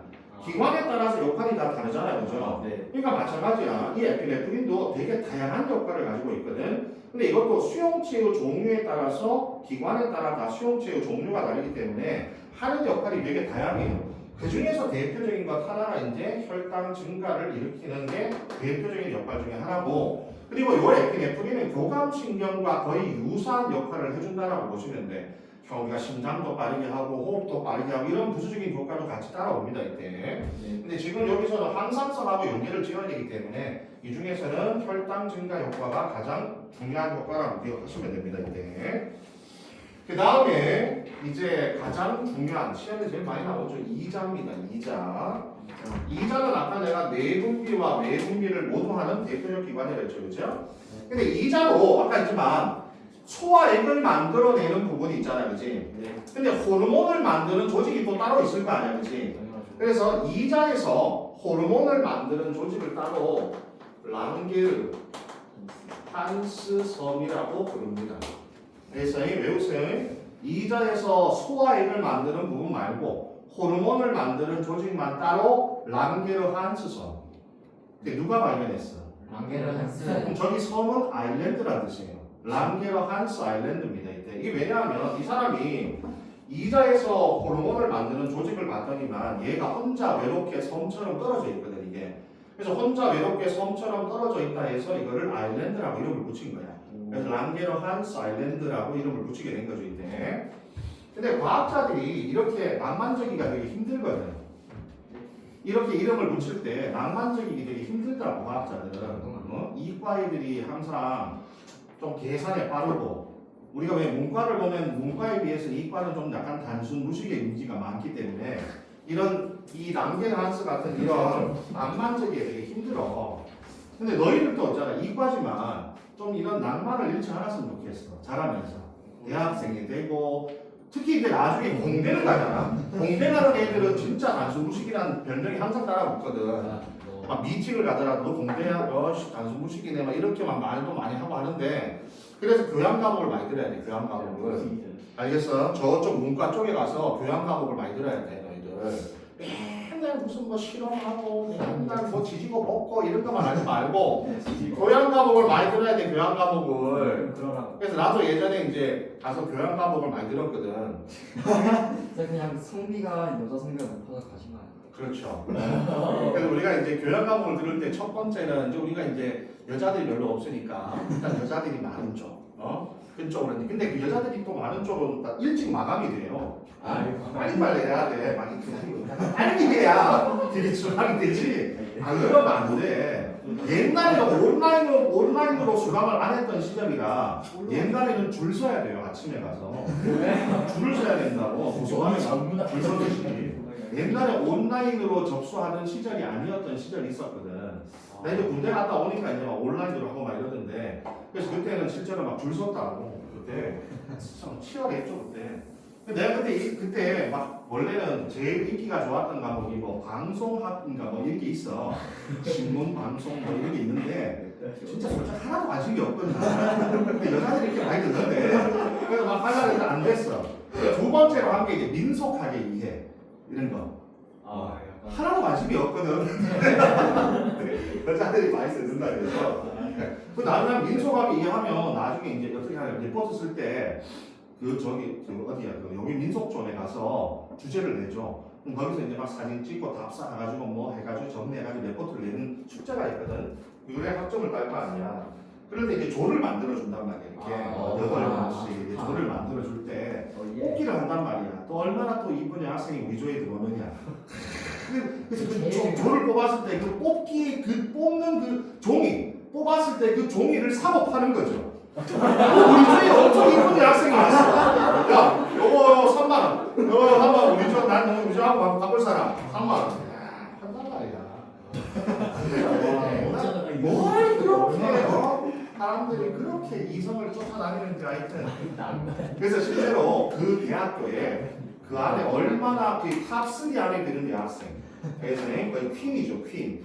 그 퀸의 한 탑3 안에 드는 여학생이 어느 그 교양 과목을 듣냐에 따라 그 교양 과목의 마감 시간이 결정이 되더라고요. 이쪽으로 오라라, 이쪽으로 오라라 이런 식으로 결정이 돼요.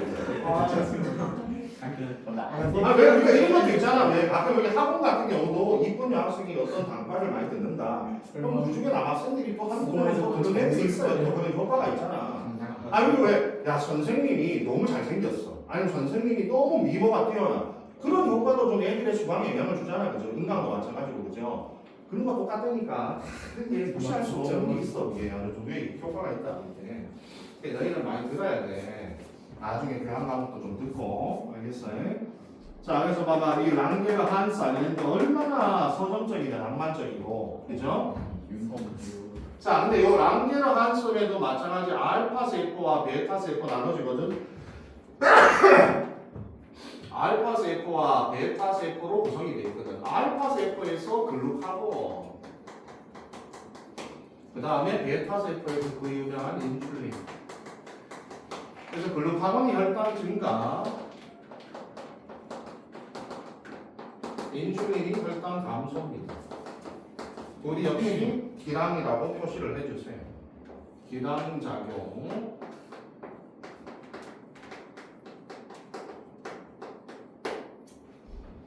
인슐린과 글루카곤이 가장 대표적이고 기량관계의 호르몬이 됩니다. 높일 때 나오는 호르몬 따로, 낮출 때 나오는 호르몬이 따로 있죠. 이때. 자, 그래서 혈당 문제는 대부분 글루카곤하고 인슐린으로 문제를 많이 만들어요. 여기 에피네프린은 여러 가지 역할 중에 하나잖아요. 근데 얘네는 오로지 혈당에만 집중을 하는 호르몬이기 때문에 혈당 문제는 대부분 이 두 가지 호르몬으로 문제를 출제합니다. 이때. 그 다음에 마지막으로 밑에 나오는 생식샘, 정수와 난소인데, 자, 정수에는 남성 호르몬이잖아. 그 남성 호르몬의 가장 대표적, 원래 남성 호르몬을 총칭하는 말은 안드로젠입니다. 안드로젠. 근데 안드로젠 중에 제일 유명한 애가 테스토스테론인 거지. 이때. 알겠어요? 자, 그래서 테스토스테론이 남자의 2차 성징 이런 거고, 그 다음에 여자는 난소에서 에스트로겐, 프로게스테론 이렇게 두 가지거든. 에스트로겐이 이제 2차 성징, 그 다음 배란에 관련하는 거고, 프로게스테론이 주로 이제 자궁벽의 유지, 임신의 유지. 그래서 임신을 하게 되면 프로게스테론이 계속 분비가 돼요. 원래는 여성의 월경 주기에서 기본적으로 프로게스테론이 후반기에 쭉 분비가 되면서 이 자궁벽을 두껍게 만들거든. 그럼 이제 착상을 준비하는 거죠. 그러다가 이제 30일이 넘어가면 프로게스테론의 분비가 뚝 떨어지면서 자궁벽이 파열돼요. 그래서 월경을 하게 되고 또 그 다음 또 새로운 주기를 계속 하게 되거든.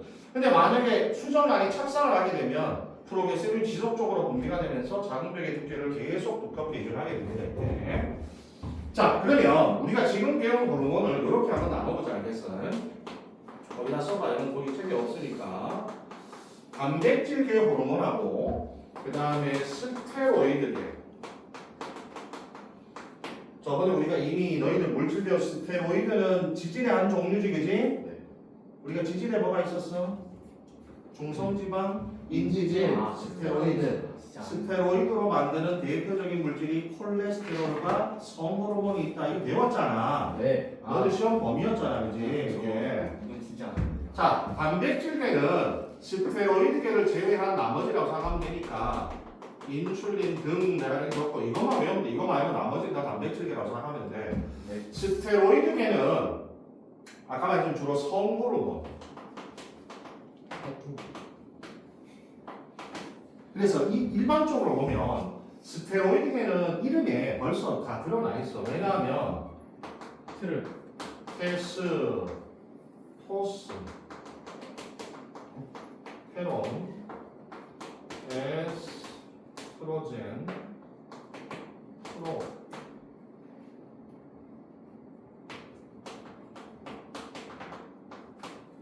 자, 이렇게 보시면 이렇게 스테로란 말이 다 붙어 있게 됩니다. 스테로이드는. 네. 콜레스테롤도 뭐가 붙어 있어? 스테로가 다 붙어 있죠. 이 스테로이드계 호르몬은 나는 스테로이드로 만들어졌다라고 이름에 이미 다 명시를 하고 있어요. 그 다음에 뭐가 있냐면 부신.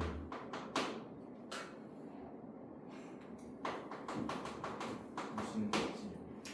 부신거칠 호르몬인데 여기 보면 부신거칠이 코르티코이드잖아, 그지? 이게 전부 다 스테로이드계 호르몬이야 이게.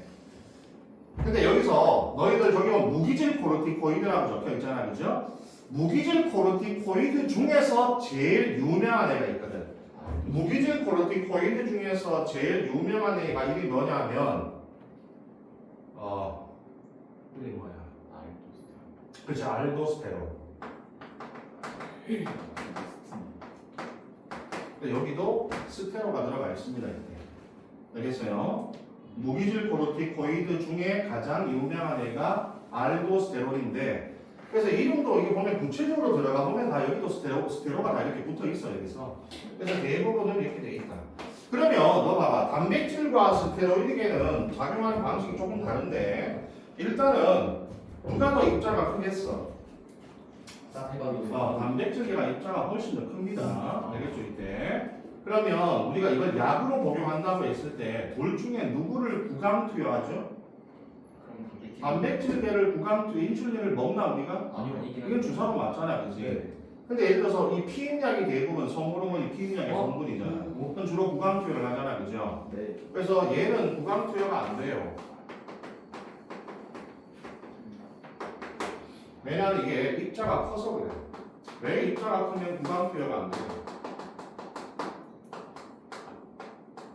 단백질은 다 위에서 소화돼서 그런 거. 그렇죠. 왜냐하면 내가 입자가 크면은 먹었을 때 위에서 펩신 나오잖아. 단백질 소화 요소 나오잖아. 그럼 소화 요소 나와버리면 호르몬이 다 분해돼 버릴 거 아니야, 그렇지?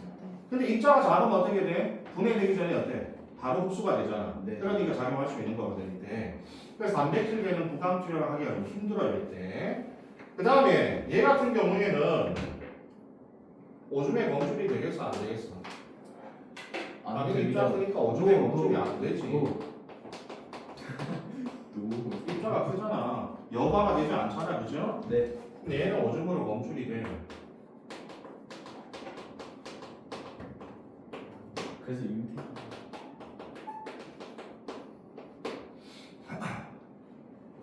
그래서 우리가 운동 선수들이 스테로이드제를 복용하면 오줌으로 검사를 한단 말이야. 이게 뭐예요? 이게 도핑 테스트라고, 도핑 테스트. 맞습니다. 알겠어요? 그래서 이게 오줌으로 검출이 되기 때문에 도핑 테스트를 하는 거죠, 이때. 스테로이드를 약으로 먹으면 어떻게 되겠어? 스테로이드제를 약으로 먹게 되면 스테로이드제는 결국 성호르몬의 성분이기 때문에 남자가 만약에 스테로이드계를 먹게 되면 남성 호르몬이 많아지겠지. 맞습니다. 그러면 어떻게 돼? 근육이 더 잘 만들어지고 힘도 더 세워질 거 아니야, 그죠? 네. 그렇게 해서 스테로이드계를 먹어서 인위적으로 근육을 만들거나 힘을 세게 하는 거죠, 이때. 부작용이 굉장히 심각하기 때문에 스테로이드계 약물을 우리가 가끔 쓰기는 피부약 중에도 스테로이드제가 있잖아요, 그죠? 근데 효과는 빠르지만 부작용이 너무 심하기 때문에 보시면 만약에 내가 근육을 만들기 위해서 약물을 복용해서 근육을 만들었다. 그래서 보통 우리가 뭐 이렇게 보면은 몸을 막 엄청 굵게 만드는 그런 보디빌더들 이런 애들 중에 거의 80% 이상은 약물로 사용하는 경우가 되게 많잖아, 그죠? 자연 내추럴이 별로 없잖아. 근데 그런 사람들은 남성 호르몬을 계속 복용을 하다 보니까 만약에 내가 이 남성 호르몬을 계속 먹다가 끊게 되면 몸에서는 남성 호르몬을 복용하는 동안 몸에서 남성 호르몬을 많이 만들겠어, 안 만들겠어? 안 만들죠. 안 만들겠죠? 이걸 우리가 좀 이따 음성 피드백이라고 배운다 알겠어? 네. 왜냐면 내가 자꾸 남성 호르몬을 먹게 되면 몸에 남성 호르몬이 많잖아. 그럼 우리 몸에서는 장전이 만드는 양을 어떻게 해? 줄여버리게 된다고. 그럼 남성 호르몬을 만드는 양을 점점 줄이게 되다가 남성 호르몬을 거의 못 만드는 지경이 돼. 그러다가 이제 우리가 스트레스를 끊어버리게 되면 남성 호르몬이 몸에서 잘 안 만들어지니까 상대적으로 여성 호르몬의 비중이 높아지게 됩니다. 아니 너도 알지만 남자가 남성 호르몬만 나오는 게 아니잖아. 여성 호르몬 나오고 여자도 여성 호르몬, 남성 호르몬 비율의 차이잖아. 비율의 차이, 비중의 차이인데 남성 호르몬의 분비가 적게 되기 때문에 여성 호르몬의 비중이 올라가서 여성형 증상이 나타나게 돼요. 여성형 유방증이라든지 정자 생성의 감소라든지 생식 기능의 감퇴라든지 왜 자꾸 얘를 그래? 얘너 스테로이드 먹냐? 아니 스테로이드 먹는 거 치고는 몸이 그렇게 크지 않은데. 근데 약간 여성형 유방증 그런 거 궁금하다. 어? 여성형 유방증 그런 거 궁금하다. 자, 어쨌든 여기까지가 자 일단 우리 몸에서 분비되는 내분비생하고 호르몬의 구조와 역할인가 좀 기억하시고 좀 쉬었다 합시다 이제. 다들 운동하지 않았으면 사야지.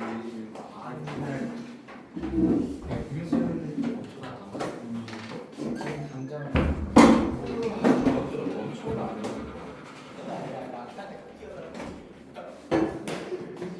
성주야 잠좀 깼니? 어? 왜 잠을 못 잤어? 뭐 하더라고? 공부하는데 할 게 너무 많아서 4시라서 훨씬 뭐 누가 숙제를 이렇게 많이 내주는 거야? 응? 평상생님 형상 쌤이, 수학 쌤이, 그거 누가 많이 내준다고 또? 승주쌤 승주쌤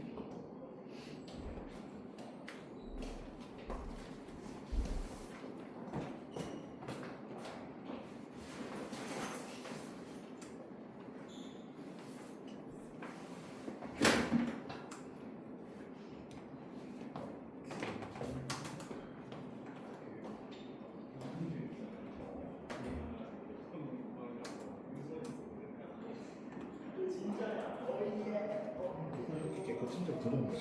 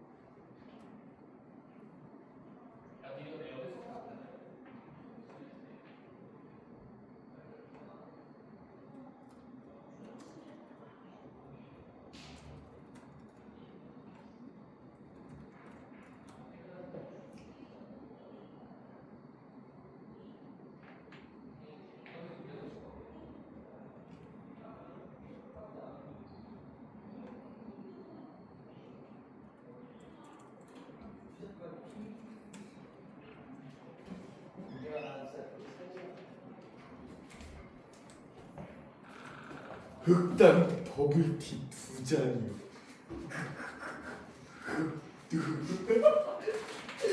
아 냈다. 내 태어났을 때 같은 야너 설마 화학 숙제 안 한 거 아니지? 조금 했어. 아 진짜 냈다. 화학 숙제 안 한 거 아니지? 저번 주에 성민 쌤이 개지랄하는 걸 보고도 또 안 했는 거야?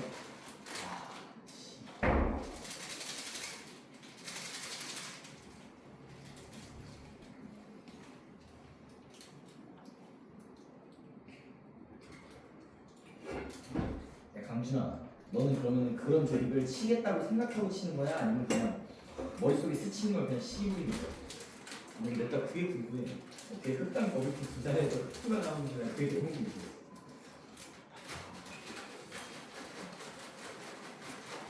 너 그러다가 막 진짜 냈다 학교에서 뭐 학교가 아니라 뭐 일반인들한테 신고당하면 어떡해? 주민들한테 이 사람이 아까 아마스린 카페에서 아 그러지 마. 그래요. 일단 거기 대가리 아 7,000원 좀 안 났어. 13,400원. 가위빵에 사는 거지? 가위빵 안 했어. 그냥 내가 근데.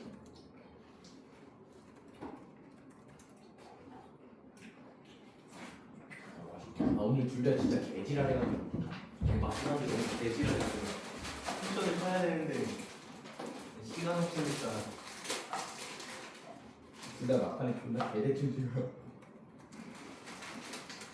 아 근데 내가 진짜 못 깨어났을 때 집중해서 하나 뺀 다음에 쿠션 진짜 잘만 왔으면은 진짜 몰랐는데.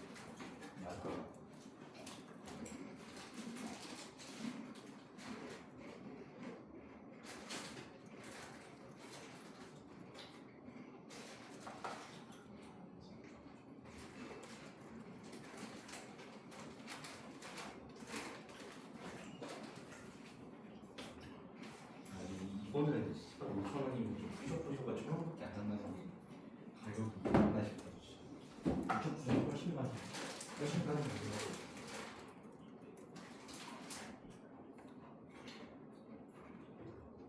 너 한마밖에 알아?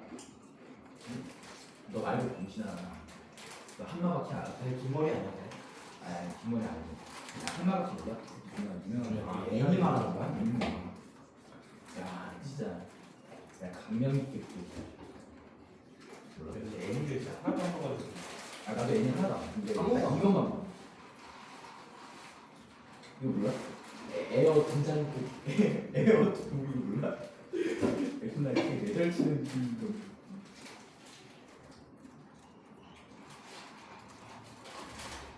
내거 아니? 뭐야? 아니 강준아 씨발 왜 쳐먹는 거야? 미쳤냐? 냅다 이거 네가 이러니까 또 본인 친구인 줄 알잖아. 아야 진짜 쫄 먹어. 민종이 형 괜찮아. 아 민종 잘하. 내가 농담이 많지.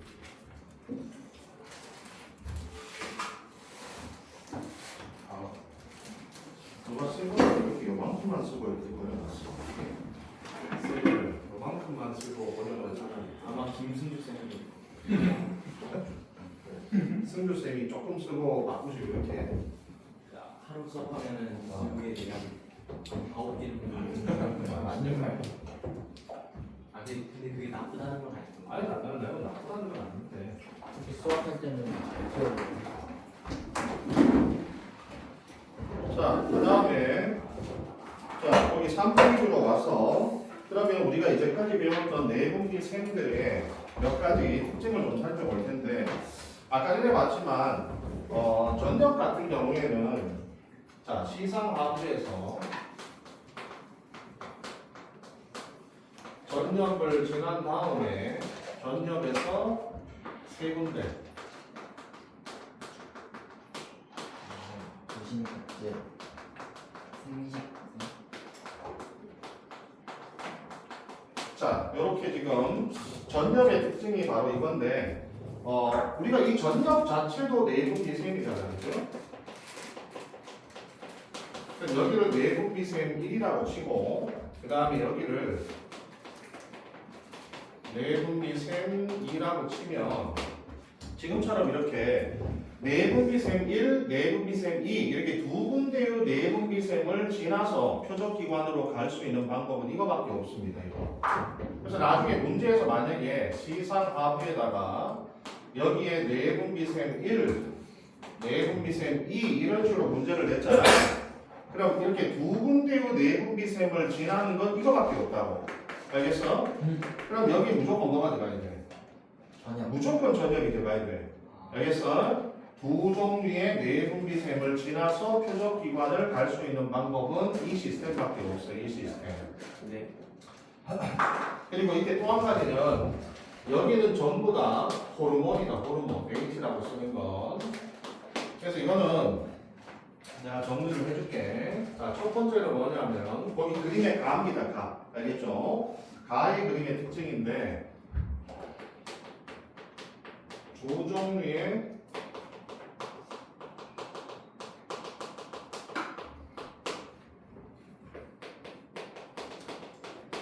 일단 두 종류의 내분비셈을 지나야 된다는 거. 그 다음에 두 번째는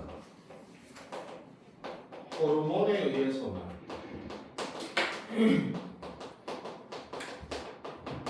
신호 전달이 이루어진다. 호르몬에 의해서만 신호 전달이 이루어져. 여기는 지금 신경이 작용하지 않고 있죠. 뭐 표적기관으로 갈 때까지 오로지 신호 호르몬으로 의해서만 신호 전달이 이루어진다는 특징이 있습니다. 그 다음에 아까 전에 우리 나에서는 썼어? 그랬어? 네. 쓰라고. 이것도 썼어.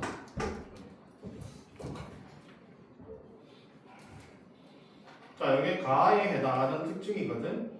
그 다음에 나는 아까 전에 어떤 특징이 있다 그랬어 내가. 나의 그 그림에서 의미하는 바가 전력하고 다르게 후엽은 내 시상하부에서 후엽까지 뉴런 하나가 길다랗게 박혀 있잖아. 네. 그래서 아까 이건 무슨 의미라 그랬어?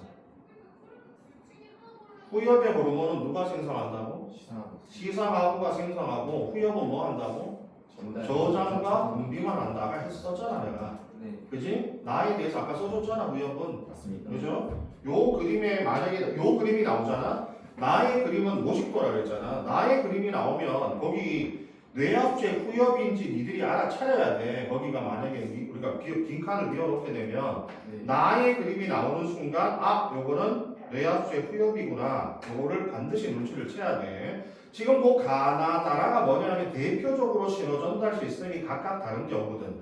그러니까 가 같은 경우에는 두 군데의 내분비셈을 써야 되고 호르몬에 의해서만 신호가 전달된다는 특징을 가지고 있는 시스템이라고 이게 가가. 나 같은 경우에는 시상하부에서 만들어진 호르몬이 저장됐다가 그대로 분비된다는 특징이 있는 거고 있대. 그 다음에 라를 보면 라 봐봐 라. 거기서 라 그림은 어떤 거냐면 자 시상하부가 이렇게 있을 때 자 여기 두 군데를 내가 적을게. 부신 속질 그 다음에 이자입니다. 자 여기 있는 부신 속질하고 이자는 시상하부가 어떤 식으로 신호를 보낼 것이냐. 그러니까 우리가 시상하부가 중추니까 항상 시상하부가 어떤 자료를 받을 거 아니야. 우리 몸의 어떤 상태에 대해서. 그럼 시상하부가 우리 몸의 어떤 상태를 감지해서 판단을 한 다음에 그 다음 이거에 대해서 명령을 내릴 거 아니야. 만약 얘가 예를 들어서 우리 몸의 상태가 혈당이 너무 높아졌어. 그럼 누구한테 신호 보내야 돼? 이자의 베타세포한테 신호를 보내야 될 거 아니야. 그래야 여기서 인슐린을 분비할 거 아니니 그지? 그럼 이렇게 시상하부는 각각의 내분비샘이나 이런 기관에게 신호를 보낼 때 어차피 우리는 신호를 보낼 수 있는 방법이 호르몬하고 신경밖에 없단 말이야 그지? 근데 지금처럼 전염이나 이런 것은 다 호르몬에 의해 신호를 보내잖아. 근데 여기서 부신 속질과 이자 같은 경우에는 전부 다 자율신경을 통해서 신호를 보내게 됩니다. 아니, 이때는 호르몬을 사용하지 않아요. 자율신경. 우리 저번에 자율신경이 누구 있었어? 교감하고 부교감. 알겠어? 교감하고 부교감이잖아. 이때 교감이 이자의 알파의 활성화. 그건 나중에 좀 이따가 이제 우리가 혈당 조절할 때 따로 할 건데 교감이 이자의 알파의 활성화고 부교감이 이자의 베타의 활성화를 담당하고 있거든 이때. 이렇게 해서 혈당의 높낮이에 따라서 자율신경, 즉 교감과 부교감을 통해서 이자에게 신호를 보내준다. 그 다음에 부신 속질도 마찬가지 우리가 이자를 여기도 마찬가지 자율신경을 쓰는데 한 가지 차이점은 뭐냐면 여기는 교감신경만 연결되어 있어요. 여기는 부교감신경 자체가 없습니다. 네. 자, 요게 뭐냐면 잘 봐봐. 요게 라 그림이고 요게 다 그림이야. 그 그림에서. 그 그림 보세요. 그 그림. 요게 다 그림, 요게 라 그림이에요. 근데 차이점이 하나 있지. 거기 보시면 라 같은 경우는 이자니까 거기 자율신경이 보이냐? 신경절해서 보여? 네. 에이? 네. 교감이든 부교감이든 중간에 신경절이 있잖아. 그죠? 근데 여기는 차이점이 뭐냐면 내가 교감만 연결돼 있다 그랬잖아. 그러면 시상하부에서 교감신경의 앞에 뉴런이 있고 뒤에 뉴런이 있을 거 아니야. 맞아? 앞이 짧아, 뒤가 짧아. 앞이 짧다 그랬잖아. 그지? 네. 맞잖아. 그죠? 근데 요 뒤쪽에 뉴런이 하나 신경절 이후 뉴런이 있어야 되는데 요 신경절 이후 뉴런이 변형돼. 이 신경절 이후 뉴런이 변형되어서 만들어진 기관이 뭐예요? 속질이야. 그러니까 부신 속질이라고 하는 이 부신 속질을 구성하는 세포들은 다 뭘로 되어 있냐면 교감신경의 신경절 이후 뉴런 세포들이 변형되어서 모여서 뭐가 됐어? 부신 속질이 된 거야. 부신 속질.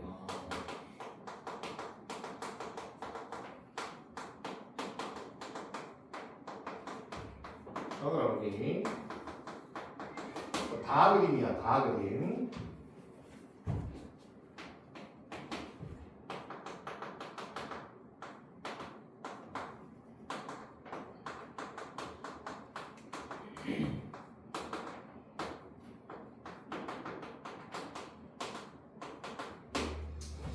교감신경의 신경절 이후 뉴런이 변형되어서 부신 속질의 세포로 구성이 되게 됩니다. 그러면 결국 여기서 나오는 호르몬 자체는 결국 우리가 그냥 생각해보면 이 부신 속질 자체를 뭘로 보면 돼? 교감신경의 신경절 이후 뉴런이라고 생각하면 되거든. 네. 야, 교감신경의 신경절 이후 뉴런에서 뭐가 만들어져? 해본 지 일주일도 안 되고 노르에프네프린이잖아. 네. 근데 여기서 나오는 게 아까 뭐라 그랬어? 아드레날린. 아드레날린 하면 안 된다니까. 아, 에피네프린이잖아. 그래서 그렇게 똑같은 게 나온다고 그때. 그러니까 노르에피네프린이나 그냥 에피네프린은 거의 다 비슷한 거야. 그래서 약간의 화학적 차이밖에 없기 때문에 거의 비슷하거든. 그래서 이걸 외울 때는 부신 속질이면 교감신경의 신경절 이후 뉴런으로 돼 있다. 그럼 거기서 노르에피네프린이 나왔으니까 여기서는 그냥 에피네프린이 되는 거지. 그래서 이 호르몬의 역할들이 다양했던 게 우리가 교감신경의 신경절 이후 뉴런에서 나오는 노르에피네프린이 굉장히 다양한 일을 하잖아. 심장 박동을 촉진해줘, 소화를 억제해줘, 동공을 크게 만들어줘, 방광을 어떻게 해줘. 다양한 역할을 하잖아. 그래서 얘도 다양한 역할을 해주는 거야. 알겠어? 그래서 그 그림에 보시면은 둘 다 자율신경인데 얘는 완벽한 자율신경의 폼을 구성하고 있죠. 라 같은 경우에는 그림에서. 그죠? 근데 얘 같은 경우는 그림이 어떻게 돼 있어요? 앞에 교감신경의 앞에 뉴런만 보이잖아. 지금 보여? 네. 보이냐? 자율신경의 앞에 뉴런이 여기 박혀 있잖아. 지금 뒤에 뉴런이 없잖아. 그 뒤에 뉴런이 그냥 하나의 부신 속질이라는 세포를 구성하게 된 거야. 이때 알겠어? 그 차이점을. 어쨌든 여기나 여기는 누가 영향을 준다고? 자율신경이 영향을 준다고. 알겠어요? 그 다음에 여기서 뭐가 나와? 호르몬이 나갈 거 아니야. 그래서 다와 라 같은 경우에는 어떤 의미가 있냐면 자율신경, 이 자율신경과 호르몬을 모두 다 이용한다고. 자율신경과 호르몬, 즉 신경과 호르몬을 모두 다 사용해서 표적기관으로 신호를 보낼 수 있는 게 요 다하고 라의 시스템의 공통점이 됩니다. 이때. 네.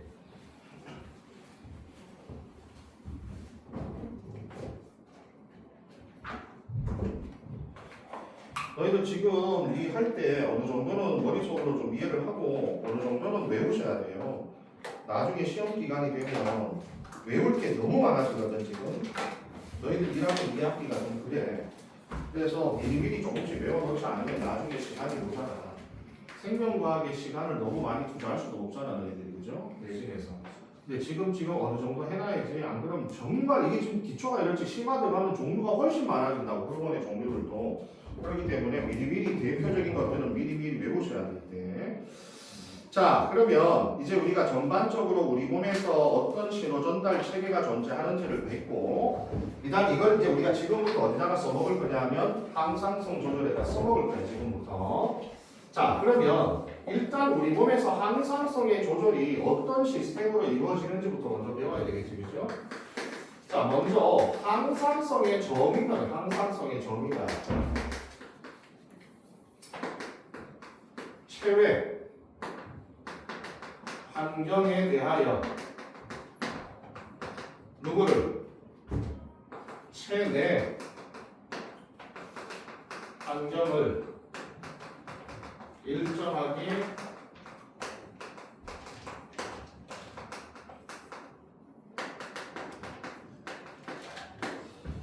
자, 체외 환경에 대하여 체내 환경을 일정하게 유지하려는 성질을 우리가 항상성이라고 표현을 하게 되어 있대. 그래서 우리가 앞으로 항상성에서는 혈당량이라든지 그 다음에 체온이라든지 혈당 삼포함이라든지 이런 것들이 어떤 식으로 조절되는지를 볼 텐데 그럼 우리 몸에서 이렇게 항상성을 유지할 수 있는 커다란 틀이 있겠죠 그죠? 모델이 있을 거 아니야 그죠? 우리 몸에서 이렇게 항상성을 유지할 때는 크게 두 가지 모델을 사용하게 됩니다. 그 중에 첫 번째가 기량작용. 우리가 저번 시간에 했던 거. 근데 기량작용은 우리가 모두 다 기량관계가 있는 건 아니었잖아요. 그죠? 그럼 우리가 이제 기량관계에 있는 것 하면 우리가 배운 게 딱 세 가지가 있거든. 뭐 있어? 교감과 무교감이 불가하면 기량이 성립이 되는 거고 그 다음에 칼시톤이라고 그렇죠. 파라토르몬. 근데 혈중 칼슘의 농도는 기량작용으로 조절한다 해도 맞는 얘기가 되는 거죠. 그죠? 그 다음에 글루카곤하고 인슐린. 글루카곤하고 인슐린은 혈당 조절의 기량이니까 혈당 조절도 기량작용으로 조절된다 해도 맞는 얘기가 됩니다. 이때. 근데 우리가 이것만 가지고는 안 되기 때문에 이거 말고 하나를 더 추가적으로 쓰는 거. 이게 벌써 이거보다 훨씬 더 큰 의미인데 그게 음성 피드백이에요. 이 제일 중요한 게 음성 피드백인데 자 음성 피드백은 기본적으로 이렇게 생각하는데 얘는 모든 항상성에 다 관여해. 얘는 일부 항상성에만 관여해. 그러니까 음성 피드백이 실제로 우리 몸의 항상성에서는 가장 큰 모델이라고 볼 수 있어요. 그럼 예를 들어서 봐봐. 혈당 조절은 음성 피드백으로 조절된다 하면 맞아 틀려? 아니요. 맞으니까 모든 항상성이 다 쓰인다니까. 그럼 봐봐. 혈당 조절은 음성 피드백도 사용하지만 뭐도 사용해? 그렇지. 기량은 추가적으로 사용하는 게 추가적으로. 모든 항상성은 일단 음성 피드백은 기본적으로 장착이 되어 있는 데다가 거기에 기량이 추가될 수도 있고 기량 작용 옵션이 되는 거죠. 옵션. 알겠어요? 기량이라는 옵션이 추가될 수도 있고 안 될 수도 있는 거라고. 중요한 건 이 음성 피드백이 그게 제일 중요해 여기서. 그럼 너희들 음성 피드백 시스템을 지금부터 우리가 한번 알아볼 텐데 여기서 피드백이라고 하는 말을 우리말로 번역하면 되먹임입니다. 되먹임. 알겠어요? 근데 음성 피드백이니까 음성 되먹임이 되거든. 야 음성 피드백이 있으면 뭐도 있겠어? 그렇지. 양성 피드백도 있고 여기 밑에 양성 피드백도 나와 있는데 그럼 일단은 음성 피드백이라고 하는 게 일단 뭔지 한번 살펴보면 너희들 봐봐. 우리 주변에 피드백 시스템이라고 하는 거는 생물학적 용어가 아니야. 우리가 전반적인 우리 사회 전반에서도 다 사용하는 용어거든. 우리가 사회적 용어거든. 예를 들어서 너희들하고 나의 관계도 피드백 시스템이다. 내가 너희들한테 어떤 거를 주면 너희들의 반응을 보고서 피드백을 받잖아. 맞잖아, 그죠? 그럼 또 요즘에도 봐봐. 요즘에는 후기가 되게 중요하니까 어떤 기업에서 어떤 물건을 만들어 팔면 끝이 아니잖아. 거기서 후기가 막 달리면 그 후기를 피드백으로 받아서 좀 더 업그레이드 시키고 또 팔고 또 후기를 받아서 또 피드백 받아서 업그레이드 시키고 다 피드백 시스템이 요즘에는 되게 잘 나와 있잖아요, 그죠? 온라인 시스템이 잘 되어 있기 때문에. 예를 들어서 우리가 우리 주변에서 뭔가 항상성을 유지하는 장치들은 전부 다 음성 피드백 장치가 들어있거든. 예를 들어 우리가 요 날씨 더우니까 에어컨을 한번 생각해보자. 우리 에어컨도 내가 설정 온도를 딱 맞춰놓으면 항상 일정한 온도를 유지하잖아, 그지? 자, 그 원리가 어떻게 되냐면은, 딱 우리가 냉방기가 있을 때, 자, 내가 설정 온도를 맞춰놔. 근데 예를 들어서, 만약에 어떤 기온이 너무 올라갔어. 그래서 설정 온도와 비교해서 너무 기온이 올라가게 되면 스위치가 켜지죠. 그러면은 기온이 어떻게 돼? 기온이 가지 말고 온도가 가야 돼. 그럼 냉방기가 작동이 되면 냉기가 나오니까 온도가 내려갈 거 아니야, 맞아? 근데 예를 들어서 온도가 계속 낮아지다가 만약에 설정 온도보다가 너무 낮아지게 되면 자동으로 다시 오프가 되죠. 그럼 다시 또 냉기가 안 나오니까 온도가 또 올라갈 거 아니야. 모든 시스템은 항상성의 모든 시스템은 다 두 가지의 시스템으로 돼 있어. 조심하고 성주야. 올라가면 낮춰주고 낮아지면 올려주고 딱 이 두 가지 시스템이 계속 반복이 되는 거거든, 그죠? 우리 몸도 마찬가지. 혈당이 올라간다 내려간다 두 가지 시스템이 반복이 되는 건데 잘 봐봐. 예를 들어서 첫 번째 반응의 결과가 온도가 낮아진다는 게 결과였다고 쳐. 알겠어요? 이게 결과잖아. 근데 요 결과가 결과로 끝나는 것이 아니라 첫 번째 반응의 결과가 다시 두 번째 반응에 뭘로 작용해? 원인으로 작용하는 거죠. 그죠? 그러면 두 번째 반응의 결과는 온도가 올라간다는데 이 결과가 결과로 끝나는 것이 아니라 다시 돌아와서 첫 번째 반응을 일으키는 뭘로 작용해? 원인으로 작용을 한다는 얘기입니다. 결국에는 원인도 온도고 결과도 온도잖아요. 결국 원인 인제가 얘들아 이 작동을 일으키는 놈도 누구야? 온도 때문이고 이 작동에 의해서 나타나는 결과도 뭐야? 온도의 변화잖아. 그지? 원인과 결과가 똑같아. 결국에는 이 결과가 다시 되돌아와서 또 다른 반응을 일으키는 원인으로 작용하는 시스템. 이 시스템을 우리가 음성 피드백 시스템이라고 부르게 됩니다. 근데 왜 음성이냐? 높아지면 낮추는 시스템이 작동하고 낮아지면 높여주는 시스템이 작동하잖아. 그러면 항상 우리는 결과를 어떻게 하는 방향으로? 결과를 촉진시키는 방향이야? 결과를 억제시키는 방향이야? 억제. 그렇지. 우리가 이 결과나 원인을 억제시키는 방향으로 작용하는 거잖아. 뭔 얘기인지가? 그래서 결과나 이 원인과 결과를 억제시키는 방향으로 작용하기 때문에 음성이라고 하는 거지. 그럼 양성 피드백은 어떻게 돼야 돼? 그럼 뭔가 해서 내가 높여줬어. 그러면 양성 피드백은? 계속 그렇지. 더욱더 높이, 더욱더 높이, 더욱더 높이. 한 방향으로만 몰아주는 시스템이 양성 피드백이 된다고. 뭔 얘기인지가? 야, 그럼 우리가 항상성을 조절하려면 양성 피드백을 해야 돼? 음성 피드백을 해야 돼? 당연히 음성 피드백을 해야 되는 거야. 알겠어요? 어떤 원인과 결과를 억제하는 방향으로 작용을 해줘야 우리가 일정함을 유지할 수 있는 거지, 그죠? 그래서 우리가 1, 2번이 반복되어서 나타나기 때문에 우리가 항상 모든 항상성이 이렇게 직선이 되는 게 아니라 어떻게 돼요? 이렇게 되는 거잖아. 일정한 범위를 유지하는. 너희들 뭐 체온재면 체온이 항상 36.5도야? 아니잖아. 항상 그 범위를 왔다 갔다 하는 거잖아, 그죠? 그 시스템 올라갔다 내려갔다는. 그래서 이게 망가지면은 변화의 폭이 커지지만 이런 음성 피드백 시스템이 제대로 만들되면 이 변화의 폭을 되게 줄여서 멀리서 봤을 때는 일자의 형태가 되게 하는 거죠, 이때. 자, 그래서 우리가 음성 피드백을 이렇게 정리를 해보자. 결과가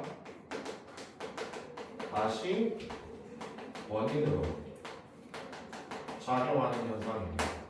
알겠어요? 결과가 다시 돌아와서 원인으로 작용하는 현상을 우리가 피드백, 음성 피드백이라고 부르게 됩니다. 그러면 우리가 지금부터 하는 모든 호르몬의 분비 조절부터 시작해서 모든 항상성은 전부 다 음성 피드백 시스템이 관여하게 돼 있어야 돼요.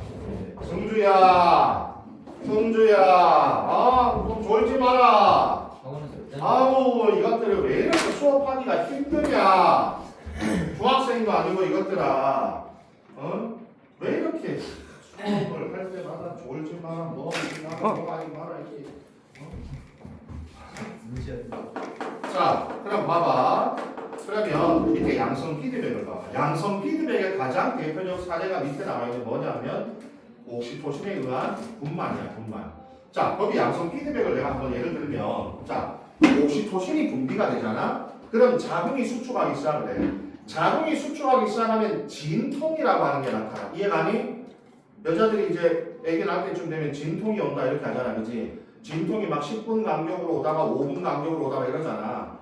요즘에는 우리 애 낳을 때 보면은 와이프가 10분 간격으로 진통이 와서 병원에 갔더니 그 정도는 아무것도 아니래. 그거보다 더 자주 올 때 오라는 거야. 처음에 애를 낳아봤으니 뭐 알아야지, 그지? 그래서 또 집에 왔다가 한 이제 5분 간격으로 오니까 갔거든. 근데 갔는데 문제가 뭐가 생겼냐면 우리 첫째가 태반이 일찍 떨어져 버린 거야. 그 애가 심장이 안 뛰고 있는 거죠. 이게 이제 뭐냐면 이 산부인과에서 가장 초특급 응급 상태. 애가 심장이 안 뛰어요. 양수도 다 빠져나갔어. 이걸 뭐라고 하냐면 태반 초기 박리라고 그래요. 야, 태반이 박리되면 떨어져 나가면 어떻게 돼? 태반이 애한테 양분하고 산소를 공급하는 거잖아. 근데 애한테 양분하고 산소를 공급 못하고 태반이 떨어져 나갔으니까 애가 당연히 심장이 멈추지. 바로 수술실로 집행. 바로 수술실로. 자연뿐만이 아니라 무조건 제왕절개. 배를 쬐고 빨리 얘를 꺼내야 되는 거지 이때. 그래서 그때 막 초응급 상태라서 막 정신이 하나도 없었어. 정신이 하나도 없어가지고 바로 와이프는 이제 수술실로 막 끌려가고 있고 나는 끌려가는 와중에 막 수술 동의서에 사인을 하면서 그 다음에 이제 저걸 해야 될 거 아니야. 애를 낳았으면 이제 그 뭐라 그러나 산후조리원 뭐 이런 거 있잖아, 그지? 병원에 보면 한 일주일 제왕절개하면 일주일 동안 입원해야 되거든 병원에 무조건. 그래서 입원실이 있는데 입원실이 막 일반실 뭐 VIP 막 이런 게 있단 말이야. 근데 그거를 내가 이제 막 와이프가 저기 막 병원 아니 뭐야 수술도 막 끌려들어가는데 그걸 결정해야 돼. 와이프한테 여보 일반실 할까 VIP 할까 VIP 할까 막 또 전화하면서 뭐 할까 그러니까 와이프가 화를 엄청 내는 거야. 이 정도 되면은 초응급 상황이면 당연히 VVIP를 잡아야 될 거 아니야. 근데 나는 몰라가지고 와이프가 VVIP 이 새끼야 하면서 소리를 지르든지 여기서 당연하죠. 그리고 VVIP 잡아주세요 그렇게 얘기를 했는데 어쨌든 봐봐라. 아기가 낳을 때쯤 되면 옥시토신에 나와서 자궁이 수축하면 진통이 오잖아. 자, 진통이 와. 이 진통이라는 결과가 피드백을 통해 다시 시상하부를 자극해. 그러면 옥시토신의 분비를 어떻게 해? 높여요. 더더욱 촉진. 진통이 더더욱 촉진. 다시 또 돌아오면 옥시토신이 더더욱. 진통이 더 아파지고 고통이 더 심해지면 옥시토신을 더 분비. 이렇게 한쪽으로 쫙 몰아줘야만 아기를 밀어낼 수 있잖아. 뭔 얘기인지 가니? 이게 한쪽 방향으로 몰아붙일 때에는 양성 피드백을 해야 된다고 이때. 그게 대표적으로 옥시토신에 의한 우리가 이제 자리의 분만 이런 것들이 대표적인 양성 피드백이 됩니다. 이때. 만약에 옥시토신이 음성 피드백이 되면 어떻게 돼? 그럼 옥시토신이 나왔다 안 나왔다 할 거 아니야? 그럼 얘가 막 애 머리가 나왔다 안 나왔다 할 거 아니야? 얼마나 얘가 당혹스럽겠니? 그죠? 그래서 이런 것들은 대부분 양성 피드백. 또 한 가지 양성 피드백이 있다 뭐냐면 적분비 작업. 애가 젖을 물잖아? 그럼 이게 뇌에 닭을 준다고. 그러면 적분비를 어떻게 해? 촉진. 그럼 애가 더 강하게 빨면 그 빠는 거에 의해서 적분비는 더더욱 촉진, 더 강하게 빨고 더더욱 촉진 이런 식으로 한쪽으로 계속 밀어버리는 거죠 이때. 그러니까 이런 것들이 양성 피드백을 사용하는 겁니다 이때. 자 그러면 우리가 음성 피드백 시스템을 좀 더 이해하기 위해서 한 가지 사례를 통해 그 가운데 보면 박스가 있죠? 비어있는 박스. 요게 시험에 그렇게 잘 나옵니다. 무조건 나옵니다. 알겠어요? 이 음성 피드백 시스템을 이용해서 여러 가지 상황에 너희들이 어떤 식으로 대답을 해야 되는데 요걸 우리가 지금부터 한번 해보자. 그래서 뭘 하냐 하면 갑상선에서 분비되는 티록신의 분비 조절을 지금부터 음성 피드백 시스템으로 한번 살펴볼 거예요. 그럼 봐봐. 먼저 시상하부지. 그다음 갑상선 가려면 어디 가야 돼? 어디 지나야 돼? 전혀. 그래, 이거 반드시 기억해야 돼. 전혀. 여기에 갑상샘이나 부신거칠이나 생식샘 들어오면 여기 무조건 전력 들어가는 거 잊어버리지 말고. 그럼 요 시스템으로 순서대로 호르몬이 분비가 돼야 되는데 이때 여기서 자 봐봐. 여기서 나오는 호르몬은 티록신이야. 이제 아까 배웠듯이 불중대사 촉진인 티록신이고 그 다음에 이것도 어차피 다 외워야 됩니다. 시상하부에서 전력을 자극할 때 이때 나오는 게 TRH입니다. 그 다음 여기가 TSH가 됩니다. 이때. 요건 영어로 기억하셔야 되는데 자 여기서 TRH는 이 R이 뭐겠어? 방출하는. 알겠어요? 알겠어요? 릴리스인데 근데 뭘 방출해? 티록신. 아니지 여기가 어디 티록신이야? 뭐야? 아니 여기서 티록신이 바로 나오지 않잖아. 여기서 뭐 나와? TSH 나오잖아. 그러니까 여기 TRH는 뭐야? TSH 방출 호르몬이라고. TSH 방출 호르몬. 그럼 여기 TSH는 뭐겠어? 티록신 방출. 티록신 아, 자극 호르몬. 그렇지. 자극이지 여기는. 네. 알겠어요? 그래서 티록신 자극, 갑상샘 자극 호르몬이야 여기는. 알겠어요? 갑상샘 자극, 갑상샘이 영어로 티로이드잖아. 그래서 갑상샘 자극 호르몬이 바로 TSH가 됩니다 이때. 이게 우리가 항상 호르몬이 지금처럼 분비 체계가 있단 말이야. 너희들 회사에서도 사장이 밑에 뭐 부장한테, 부장이 과장한테, 과장이 사원한테 이런 식으로 다 전달 시스템이 있듯이 얘들도 이렇게 다 전달 시스템이 있는 거야 이때 여기서. 그런데 요 티록신의 분비는 항상 피드백을 통해서 우리가 시상하고가 체크하고 있겠지, 그죠? 그러면 아까 똑같이 마찬가지 봐봐. 첫 번째, 만약에 TRH의 농도가 높아지다가 이게 시상하부가 체크했을 때, 티록신의 농도가 너무 높아졌다라고 체크가 되면, 그러면 시상하부가 할 수 있는 일은 뭐밖에 없어요. TRH를 줄인다. 그렇죠. TRH를 조절하는 방법밖에 없고, 그럼 TRH 어떻게 해야 돼? 줄여요. 줄여야지. TRH를 줄이면, 그럼 이제 전력이 이 신호를 받아서 할 수 있는 게 뭐밖에 없어. TSH를 그렇지. 줄여요. TSH를 줄이는 거지. 그러면 갑상샘이 눈치를 채고, 아 부장님이 낮추라고 하는구나. 눈치를 채고 티록신의 농도를 줄이기 시작을 하겠죠.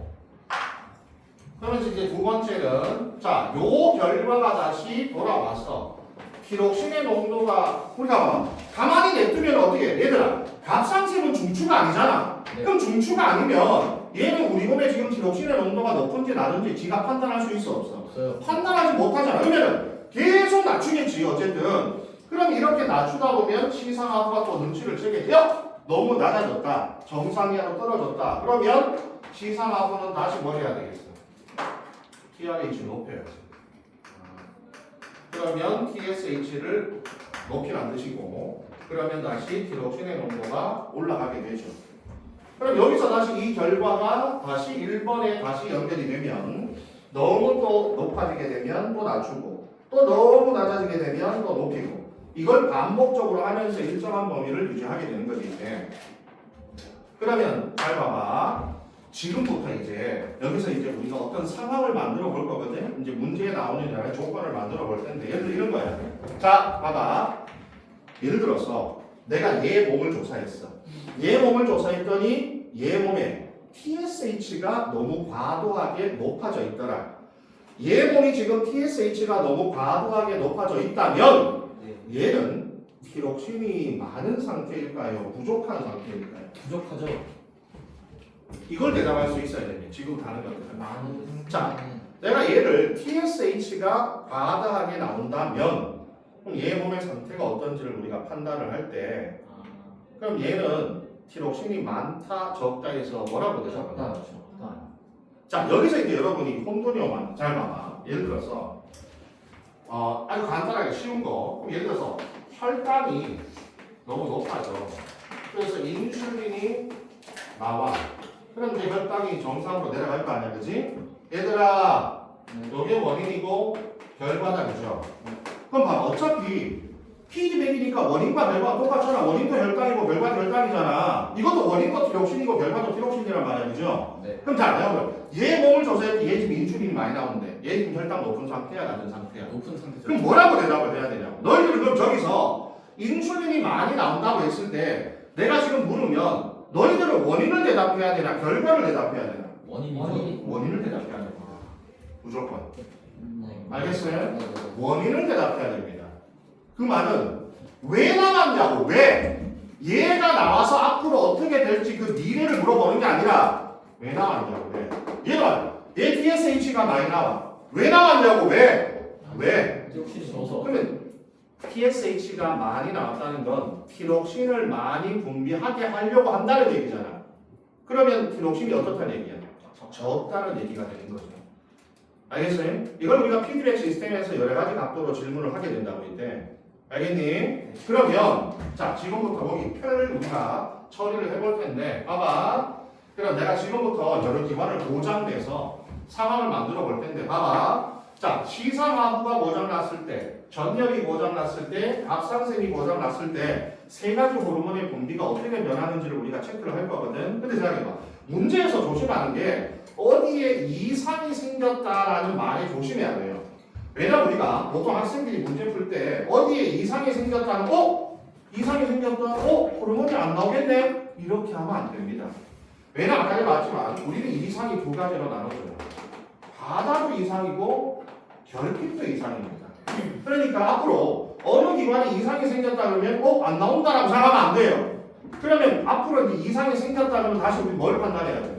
그렇지. 바다 이상인지 결핍 이상인지를 지금부터 판단을 해야 됩니다. 그러면 봐봐.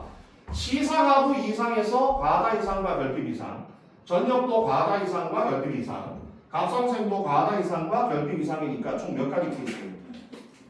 6칸. 그래서 칸이 몇 칸이? 6개의 칸으로 나뉘어져 있는 거죠 이때. 자 그럼 하나씩 해볼 테니까 잘 보세요 이때. 하나만 해볼게요. 잘 봐. 시간상 오늘 하나만 잘 봐. 시상하부의 이상인데 네.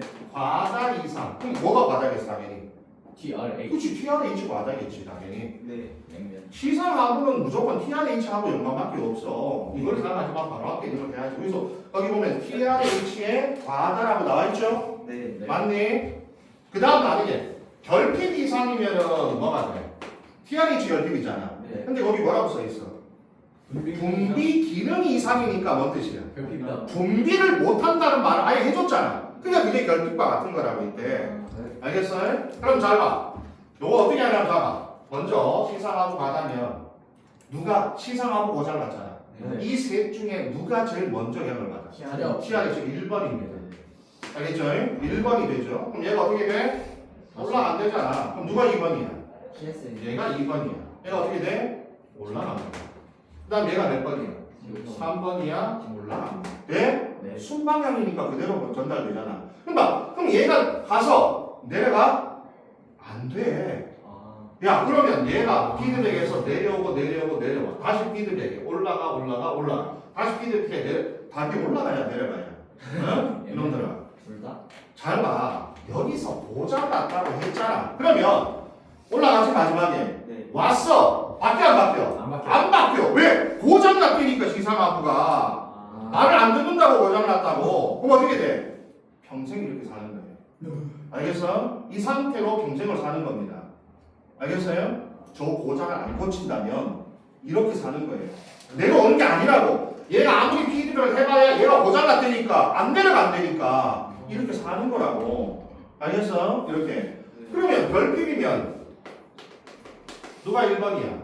1번이잖아. 내려가잖아. 그럼 얘가 어떻게 돼? 감소. 내려가고 네. 얘가 내려가면 끝이야. 쟤는 평생 이렇게 사는 거야 평생. 근데 이제 요번에 봐봐. 자, 전엽의 이상인데 과다야.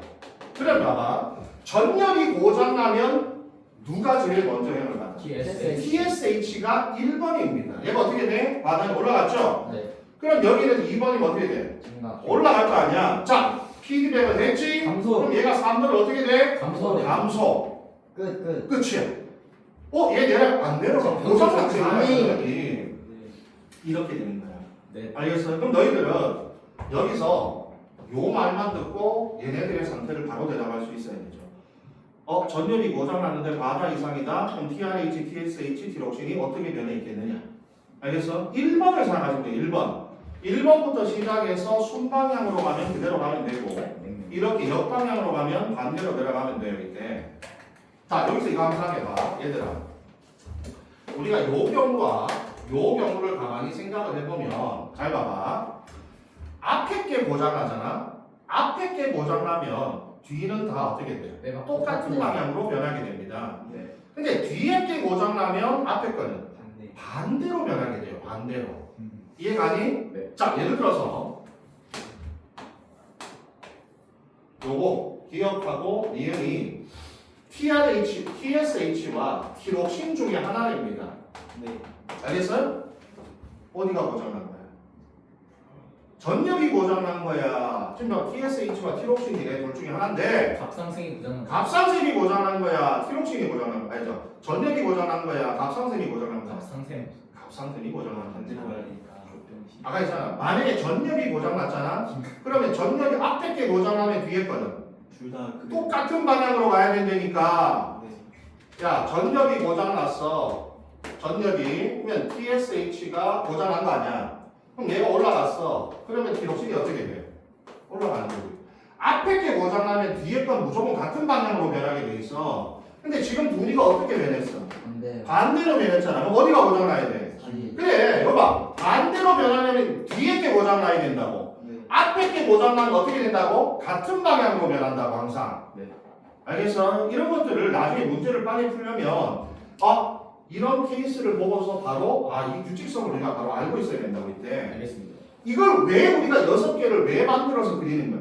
이걸 그림 뭐 외우라고? 아니야. 우리가 여러 가지 케이스를 이렇게 살펴보는 이유는 그렇다면 고장이 났을 때 어떤 규칙성이 나타날 것인가 결과적으로. 네. 이런 것들을 확인하기 위해 우리는 데이터들을 모아서 살펴보는 거란 말이에요. 이거를. 알겠어요? 네. 그래서 우리가 요 피드백에서 다음 시간에 이제 밑에까지 채울 텐데 앞에 게 고장나면 뒤에는 같은 방향으로 변하는구나. 뒤에 게 고장나면 앞에 거는 전부 다 반대로 변하는구나. 예를 들어서 만약에 봐. TRH, TSH, 티록신인데 얘가 높아, 얘 높아, 얘 낮아. 누가 고장난 거야? 갑상생 삐고. 응? 누가 고장난 거야? 갑상선이 고장난 겁니다. 삐고. 알겠어요? 머니 기질 간이 있대? 네네. 머니 기질 가요? 네. 그러니까 이런 것들을 빨리빨리 체크를 해서 문제를 풀기 위해서 우리는 규칙성을 보는 거죠 이때. 자 오늘 여기까지 하고 주말에 봅시다. 그리고 이 단원들의 시간이 좀 걸리게 돼요. 이거 아마 중간고사 말이야. 강준아 너 쌤과 숙제를 안 하고 있는 거 아니지? 진짜 호르몬 다 외워볼게요. 서로는 다 외우셔야죠. 쌤다 불려 화면 쳐. 너희들은 과거 예술이잖아. 일반 학교 예술이 아니잖아.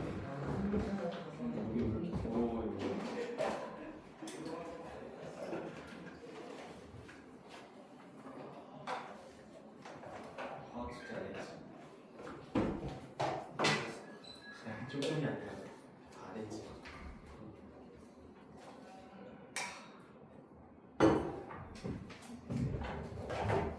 이렇게 더러워요. 야, 좀 찍어줄래? 야 강준아 응? 너 왜 안 뛰어? 아, 빨리 뛰어. 강준아 너 저번에 뛰기를